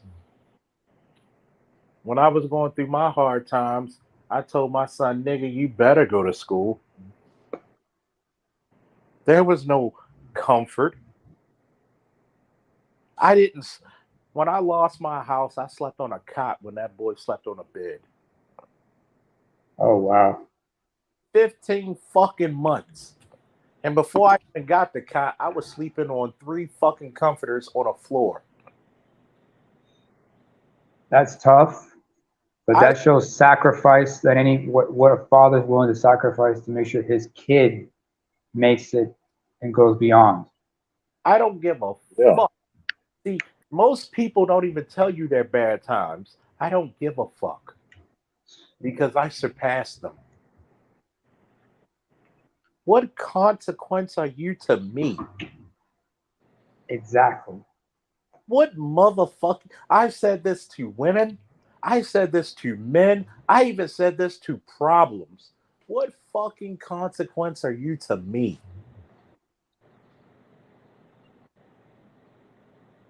And nobody could answer that riddle. You know why? Because I don't fucking bitch, moan, and complain. I get shit done. I'm the 1% that gets shit done. I'm the guy who promote other men to become the 1% to get shit done until we become a better and bigger percentage. So for all these cowards who want to talk about Ed's mother, talk about SBE, suck all the dicks on the world that ever will be, that ever been, and that will be in that is currently here. Oh, that's cool, bro. Because God's gonna get them, man. I mean, You know why? He always does. You know why? Because men like you are always gonna fall to the wayside when men like me are always gonna fucking build the future. I don't call them men. I'll say males, male creatures. I can say this for a fact. As somebody who's dealt with, who's understood the whole nature of trolling long before this. Wait, you guys, can you hear me okay? Yeah. Okay. Hey, welcome back, Azrael. Understanding that trolling's been around a lot longer than we think. That's what cyberbullying was. So we have to understand that there's going to be people out here who just come here just to disrupt and to antagonize. And sometimes it's better to pay them no mind. But if they start, going too far, we have to, we have every right to defend ourselves in real life as well as online. And I made it, Exactly. I've made it a point that sometimes instead of having to reach this level of confrontation, you take proactive steps to block them, remove them, and understand that when you're using certain social media apps or outlets or whatnot or platforms, know is in your right to defend yourself. What kind of security tools are available to you when you use these sites or these platforms? What kind of safety features are there that you can use to protect yourself with? And Just like we see, all need to have like antivirus and VPNs on our phones when we have yeah, to, or like have to carry weapons to defend ourselves in certain situations. We have to understand how to defend ourselves online. But yeah, continue, Charles. and see, we're gonna start instead of cyberbullying, we're gonna do a anti-cyber bitching act. Gone are the days where we're gonna even. You got two. We're gonna give you 5 minutes to get on a fucking panel. And I hope this carries on for every Black Manosphere fucking channel that even matters. 5 minutes to get up there. Matter of fact, 2 minutes because it doesn't take you that fucking long. And we don't even worry about you anymore. Little nigga, be on the bottom of a fucking greater nigga than you shoot. Could I add to what Naaman was saying in terms of Go ahead. sorry, sorry to interrupt, but like I said, I'm in Australia and Naaman's in Norway. You said Yes, Norway, correct. right? Norway. That's It's in Norway. Norway. So like you can definitely see the influence of like if you are acquainted with some of the talking points that emanate out of the Black Manosphere, you can definitely identify them almost instantly when you hear them out in public. So I would say, like, these trolls and these people who are trying to throw stones at you guys and make it seem as if what you guys are doing isn't having any influence. Like, name us in Europe, I'm in Australia, like an island thousands of miles away from America, and I can see it. Like, I see it in my everyday life. I hear it in the conversations at school, in the bars, out there. Like, I hear and I know, because like I said, I'm in Black Manosphere. Not many people know what the Black Manosphere is, but if you're in it and you understand the talking points, you understand where they came from, and you can instantaneously identify where they emanate from. So, like, you guys are definitely having an influence, and people throughout the diaspora, they take heed to what ADOS, whatever is happening within the culture that ADOS has developed, the ADOS people have developed, and we take heed to that, and we internalize it, and we perpetuate it. So yeah, you guys definitely have an influence. Like, that's why it's like, from somebody in Australia, it's like, yo, I'm hearing SPE, I'm hearing all these guys. I'm like, yo, you guys are just, you guys are doing, you guys are having these panels in vain. And you have no influence. I'm like, yo, you guys have to travel. Like, you guys have to go. If you went to Europe, you went to Australia, you went to New Zealand, even on the continent, like, you can definitely see tangibly what you guys are, like, you guys are affecting culture. So The impact. the impact, right? Neymar knows it because he's in Europe. I'm in Australia, so, like, we see it on the ground. I like this kid. Honestly, I like this kid. He's like a little brother. He's absorbing everything like a sponge. You gotta like Isaac here. He's got a lot of spunk. He still needs some season. Understand? You still got a lot of growing up to do. You know that, right? No, you still got to pay your dues. You still got dues to pay. 100%. But you're proving yourself right now. You got a good standing right now, but you still have dues to pay. I respect hierarchy, and if guys who have done it before me and they have some worse. Wait a minute. Say that again. Say that again. You respect what? I respect hierarchy. Exactly. You respect the hierarchy. You respect your elders. Exactly. Exactly. So if you guys have some game to relay back to me, I'm gonna sit back and realize I'm gonna take some notes. I'm gonna soak it in and try to apply it where it sees fit. So listen. Exactly. Just right there. You apply it how it sees fit, because what's going on in Australia is not completely identical to what's going on in Europe. It's not identical to what's going on here. You have to take what you learn and adapt it to according to your situation. Right. But I definitely see, those same patterns starting to manifest down here. Because, like I said, we have a lot of people from, like, all throughout the continent, Zimbabwe, Somalia, Eritrea, Sudan. We have Nigeria, like, we have everybody. Like, it's a melting pot in Australia. So, a lot of us are like second generation, third generation. So we're still acclimated to sort of the Western world. But yeah, you definitely see them sort of taking those the liberal aspects and internalizing, and I'm seeing that in the women that I interact with. Like, I can tell, like, yo, they have she, her, and their bios. I'm like, what is this intersectionality, and they're embracing all that. So, like, I definitely have to maneuver and be like, okay, nah, she's lost in the source. So. But yeah, definitely the manosphere definitely helps sort of contextualize the role that's going on here. I'm gonna give you a piece of advice. Yes, sir. It's a piece of advice from my culture, from the Tigrinian culture. Our elders would tell us, you take whatever it is, take what you need, leave what's not useful. Take what you need and leave the rest. I receive that. So take whatever information you can learn, because you can even learn from your enemies, as the Russians would say. Right. Sometimes your greatest teachers is your own foe. You're seeing it, and you're seeing it, in real time, how your generation is being affected by all these changes, intersectionality, everything, oversensitivity, right? No sense of humor sometimes, but But you still also come from a traditional household, so you learn to respect the ways of your father, and you understand why he is the way he is. because it's not just what's, it's not enough to ask what, but also ask how, why, when, where. Although sometimes the older generation thinks that we're being disrespectful and challenging them, but it's truly we want to learn. So that generation gap can be sometimes a bit of a hurdle. But good on you, mate. Good on you. Good on you, Mike. Good on you. Sorry, I had to do that. Definitely.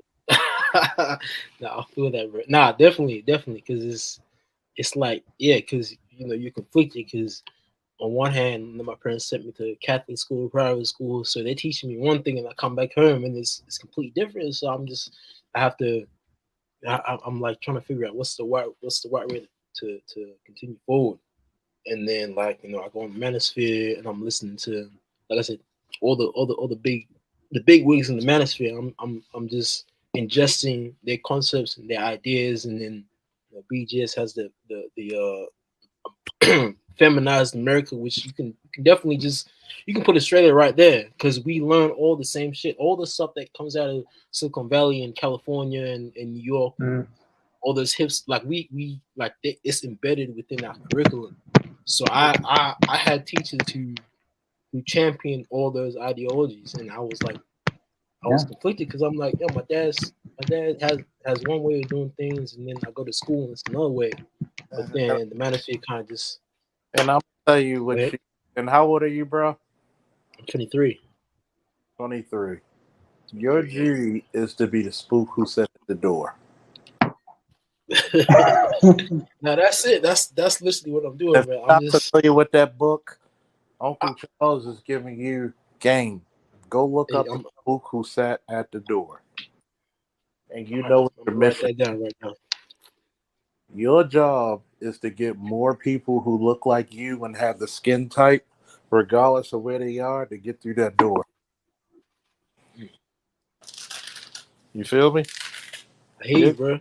Your job is to get more of us through that door. Because guess what? Those people who aren't your skin type, they don't like you very tight. Yes, I understand not all skin folk are kin folk, but guess what? You got a lot more in common than we do today. They do.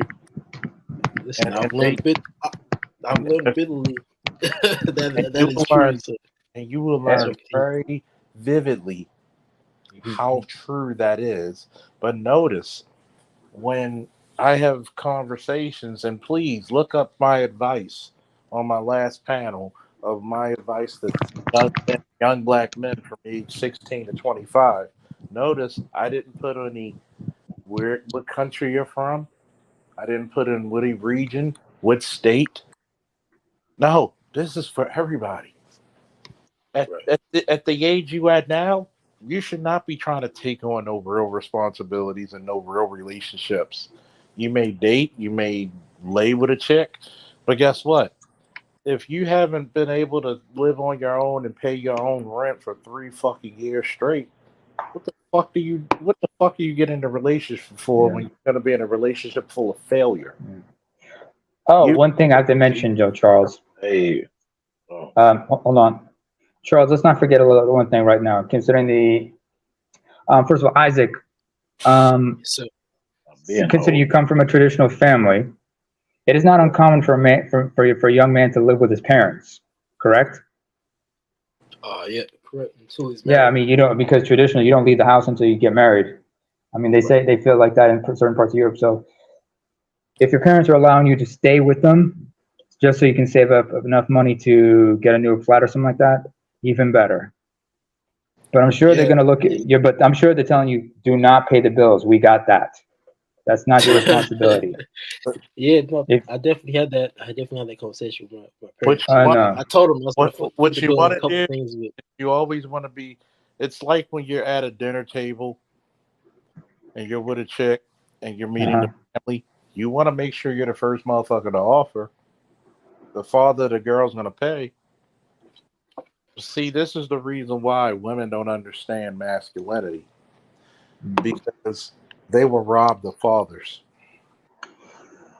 See, this is the part those SBE niggas don't tell you. You wonder why those women act the way they do, because they never had masculine influence. Ron Wills had a video about that a few years ago. He talks about the young girls who grew up without a father, what their misimpressions, unless they had like a favorite uncle or something like that. Do you remember the character Tasha from Insecure? Mm-hmm. She didn't have a father, but she had an uncle who was very much impressed, who had a profound influence on her. So much so that when her shit with what's his name, Jay Ellis's character, Lawrence, got ugly. She was still mature enough to look at him and say, you won't come in and have a bite. When they sorted their shit out, she just looked at him and said, "You want to come in and have a bite?" Yeah. That was her letting him know, I understand. You did what you did was fucked up. I understand, but I was raised to be better, and you were surely raised to be better. And that's when we found out Lawrence was also raised by he's a Air Force kid. His parents were in the Yeah. military, and that let's not forget the conversation he had with his father. Yeah. Like what is it like? The best line was like, "So your mom had similar problems?" Yeah. And he just looked at Lawrence's father looked and said, "Let's just say, not only do we have, we had similar problems, but it was fortunate for us that we had matching luggage too." Yeah. It was funny. Hey, and I was Go ahead, Ray. I'm sorry. Yeah, I talk too much. Sorry. Sorry, you guys. I don't know if you guys are trying to talk to me. I'm just getting ready for work. I got work at like 7, but I'm still listening. On a Sunday? Yeah, I have a Hey. I told you I'm a workaholic. I do too much. Go ahead, Ray. well. You gotta take All a I was break, gonna man. say, all I was trying to get in, man, because I'm never long like that. But all I Yeah, was my gonna bad. say is, all I was gonna say is, little bro, is that digesting this truth. It may be painful at first, as you may be already aware, but after you digest it, and then coming to the acceptance of it, and just let it just merge within you, man. And it's like you're walking on cloud, and it's therapeutic. And like I also got in the habit of saying you'll learn to form your own Voltron with the truth. What I mean? And you'll get it from multiple different men, including men such as like Charles BGS, and Black Realm, and multitude. So therefore, um, it's it's amazing. You'll look around and see other men, who are still in slumber, and half of them you'll look and see, hey, they're comfortable in it. But that Yeah. half too are men that are comfortable in it. They are also enforcers too that will try to enforce you to come back to the matrix. Yeah. And, Hey, and man, I'm gonna say this because Happy Father's Day to all the fathers. Happy Father's Day, Ray. And anybody who's Thank been you, brother. Happy Father's Day to you too, bro. thank Thank you. you. And happy Father's Day to anybody who's been appointed a father. And when I mean Mhm. appointed, you were a father figure to somebody. You might have been an uncle, you might have been an older cousin, older brother. You're a father figure, coach. You're a father figure. And I get so many women saying, "Well, you don't need a father."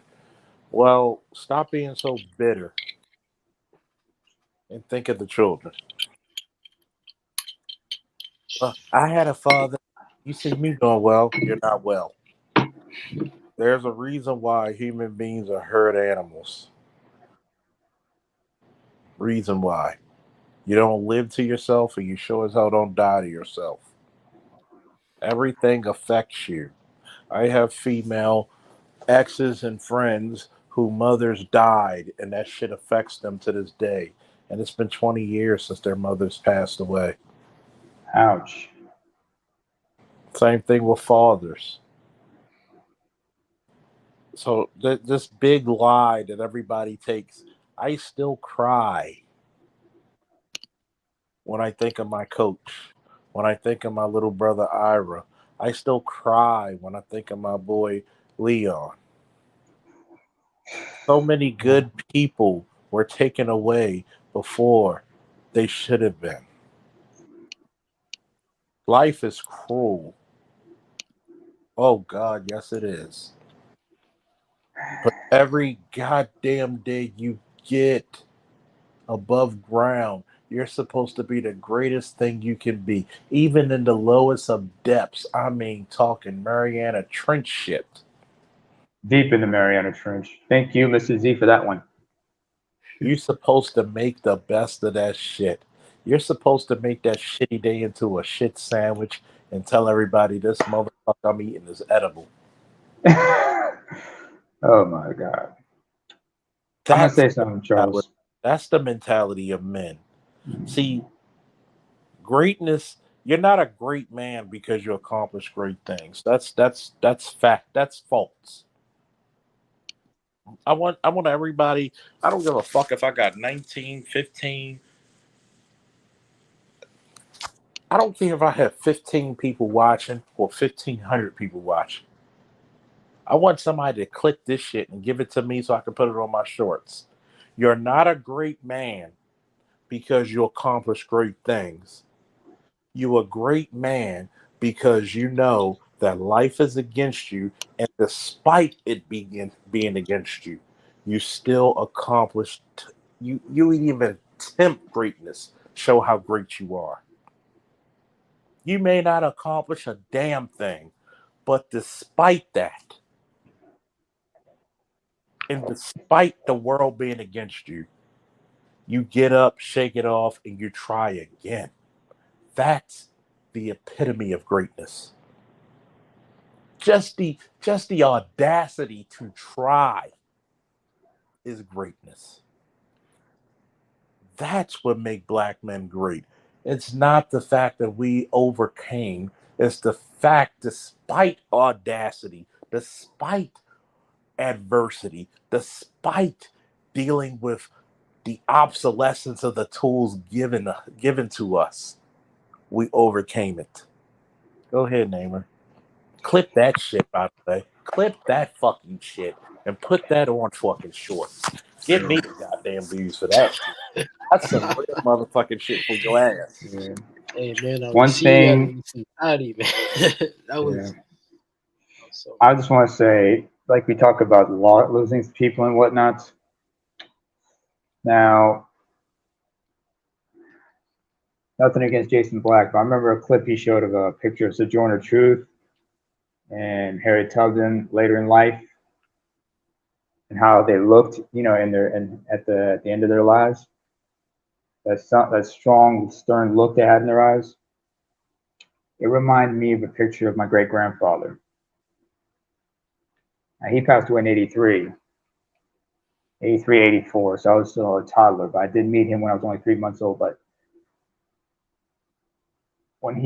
before he passed, he told both my parents, my grandmother especially, because that's his daughter, the last lesson I have to teach you is not to fear death. Do not fear it. Do not go quietly into that good night, but do not fear it. And yes, there are some who may go untimely, but we should be grateful for all the times they were with us and the lessons they passed on to us. And those who passed on, we live on, they still live on in us because we carry their memories forever. So like Charles, what was it George Patton kept saying in World War II, Charles, about the many of the soldiers who died? Charles, Go ahead. could you please quote George Patton for us? It is Was he the disrespectful. one? It is Oh, sorry. disrespectful. Now I was gonna say.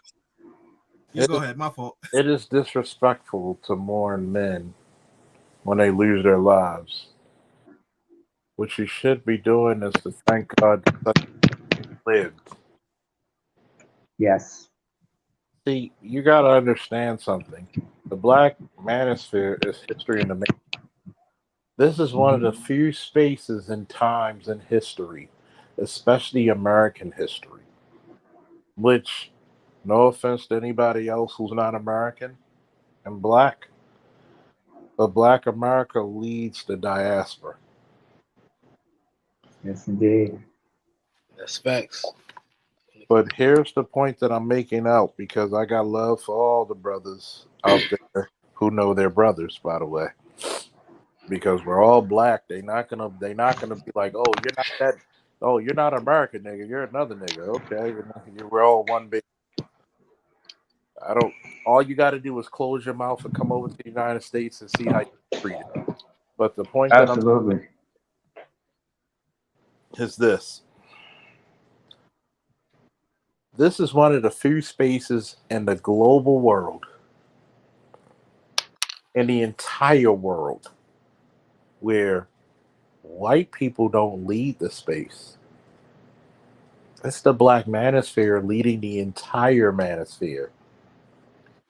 If you haven't noticed, Rollo Tomasi does not run this space. He does not lead this space.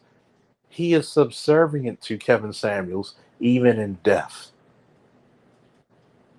Kevin himself alone reached spaces that Rollo can't even fathom. He checked Rollo's women in front of Rollo when he couldn't even do it. What does that tell you? But look who brought Kevin in was BGS. Look who brought the scholars in, BGS. Look at what guys like Angry Man are producing right now. Angry Man literally went from 20,000, 25,000 subscribers to damn near over 100 overnight. Now he's almost at 5,000. Excuse me, 500,000. What other space can make leaps and bounds talking the points that we talk that are considered quote and unquote controversial? I want you to really think about this before I close the stream. You're in the cusp of history. You're in the cusp. You'll be able to tell your children, because some of you are younger than us. You'll be able to tell your children and maybe even your grandchildren, I was a part of the movement that regained our masculinity. I was part of the movement that saw black men and men in general, but black men specifically, gain their masculinity back. This is why the black manosphere is so dangerous because we're not influencing just black America anymore. We're influencing America in its totality. We're influencing the globe in its totality. We're the ones who came up. If I don't lead, I leave. We're the ones who said, I'd rather take a PlayStation than play with your pussy. We told the bitches, uh-uh. If I don't get what I want, I bow out. No, you supposed to play this game with me. Nah, bitch. Nah, bitch. Nah. Mm-mm. I don't take a win. I don't take a losing hand. We kick over tables in this bitch. We don't play losing hands. Don't forget Lou Rawls' song. I'd rather drink muddy water and sleep in a log than for you to disrespect me. Remember the Bible. It's better to sleep on the roof of a house than deal with an insufferable woman. That's Proverbs twenty-one Hey, nineteen, that's folks. It's hey no, it's now. actually the quote is actually hold on. The quote is actually it's better to live alone in the wilderness than in a house with an angry and contemptuous woman. Proverbs 21 Yeah, 19, folks. yeah. There's many verses on that. You know what I mean? But dig it now with how these females acting now, man. That's an understatement. Now it's like, but when they're combating with you, man, it's like it ain't just her talking. Just imagine hearing 1,000 voices when she talks to you. Yeah, it's that demonic. Yeah. Any last words before I shut it down? Oh no, thanks for having me up, bro. I came up, man, while I was watching something, man. I'm in a battle right now. So yeah, I just had to come up, man, and just say what's up with you, bro. I seen Thank, you was upset, so I just had to come up. thank you. And it's funny because I just wanted to give these SBE and these troller niggas an opportunity to man the fuck up. But obviously they need 1,000 cc's of that bitch. Too much. I don't Yeah. think they're going. 1,000 cc's. You think they got enough? They think that's going to be enough? Wait, can their liver? Can their liver actually handle all that? A Well, thousand cc's of testosterone shots? I well, don't think so. That's going to kill their liver. Kill their liver or something like that. well, here's the problem. We can't worry about the liver if they're already born spineless. Or ballless. Or dickless. Well, Yeah. since they don't have the intestinal fortitude, we don't Or have the to worry about testicular. we don't have to worry about the liver anymore because they're liver lily cowards. Any other last words, folks? Well, just that you guys ain't shit, and God bless y'all for it. That's all I want to say. Isaac, it was a pleasure meeting you, mate. Hey, for sure, man. Likewise. Hey, Yeah, I just wanted don't to be a say, stranger.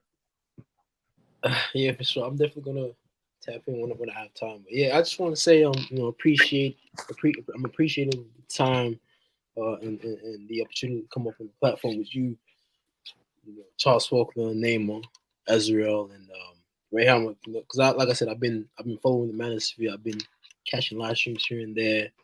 Internalizing a lot of the ideas and concepts that you guys put out there, and I just want to say the things that you guys are doing. Like even though it might be 50 listeners, 100 listeners, 200 listeners, whatever. Like you guys definitely have an impact, and I've seen it within my own lifetime. I'm 23. I'm a young man, and from the friendship, like the friends that I've associated with when we were 18, 17, they're definitely talking a lot more red pill, a lot more black pill now that we're in our mid 20s, early 20s. So yeah, you guys definitely have an influence globally, and yeah, fuck the trolls. Uh, Don't allow them to sort of misdirect you guys, and understand that you guys definitely having an influence everywhere, I, especially in the Western Yeah. world. And I appreciate that. Yeah. By the way, Isaac, sir, um, there's an associate of ours, Snowman, Brian Snow, aka Snowman in the Morning, who has his own sports show worth looking at, checking into. Check out the sure. When he was a young man, his father gave him the most important piece of information that stuck with him ever since. He basically said to him, CYA, cover Cover your your ass. ass. Exactly. and I'm gonna tell Hey you, So, man, I hear Isaac. that. I hear that. Isaac, Yes, don't sir. be a stranger. Come back again soon. yeah, Of course, bro. Of course. look forward to Hey, meeting this kid. Get some of this Charles. inspect. Nah, for sure, man. Charles, BGS, Mr. Z. Like like I said, I'm not been like I've been sort of listening in the shadows, and I've been like, Mhm. okay, I've been sort of ruminating on some of the ideas you guys have put out there, and then going out in my real life and seeing some of the things that you guys have said. So it's come back to me like, okay, there's some validity to what these guys are saying. So yeah, Charles, like I said, you've definitely been somebody that in my mind I've been like, oh, Charles, what would Charles say in this situation? What would Roger say in this situation? What would BJ say in this situation? So yeah, like I said, it's an honor to finally share the space with you guys. And yeah, I'll definitely be back. I'm back 100%. more often, and I gotta Yes, say, sir. and hallowed be thy name, Dwayne McDuffie. Out, and everybody enjoy the Ric Flair, Captain America, and Bria Miles. Jesus Christ! Prior to that, I hear that. Yes, sir. we are Check out. this. I'm out of here. Woo!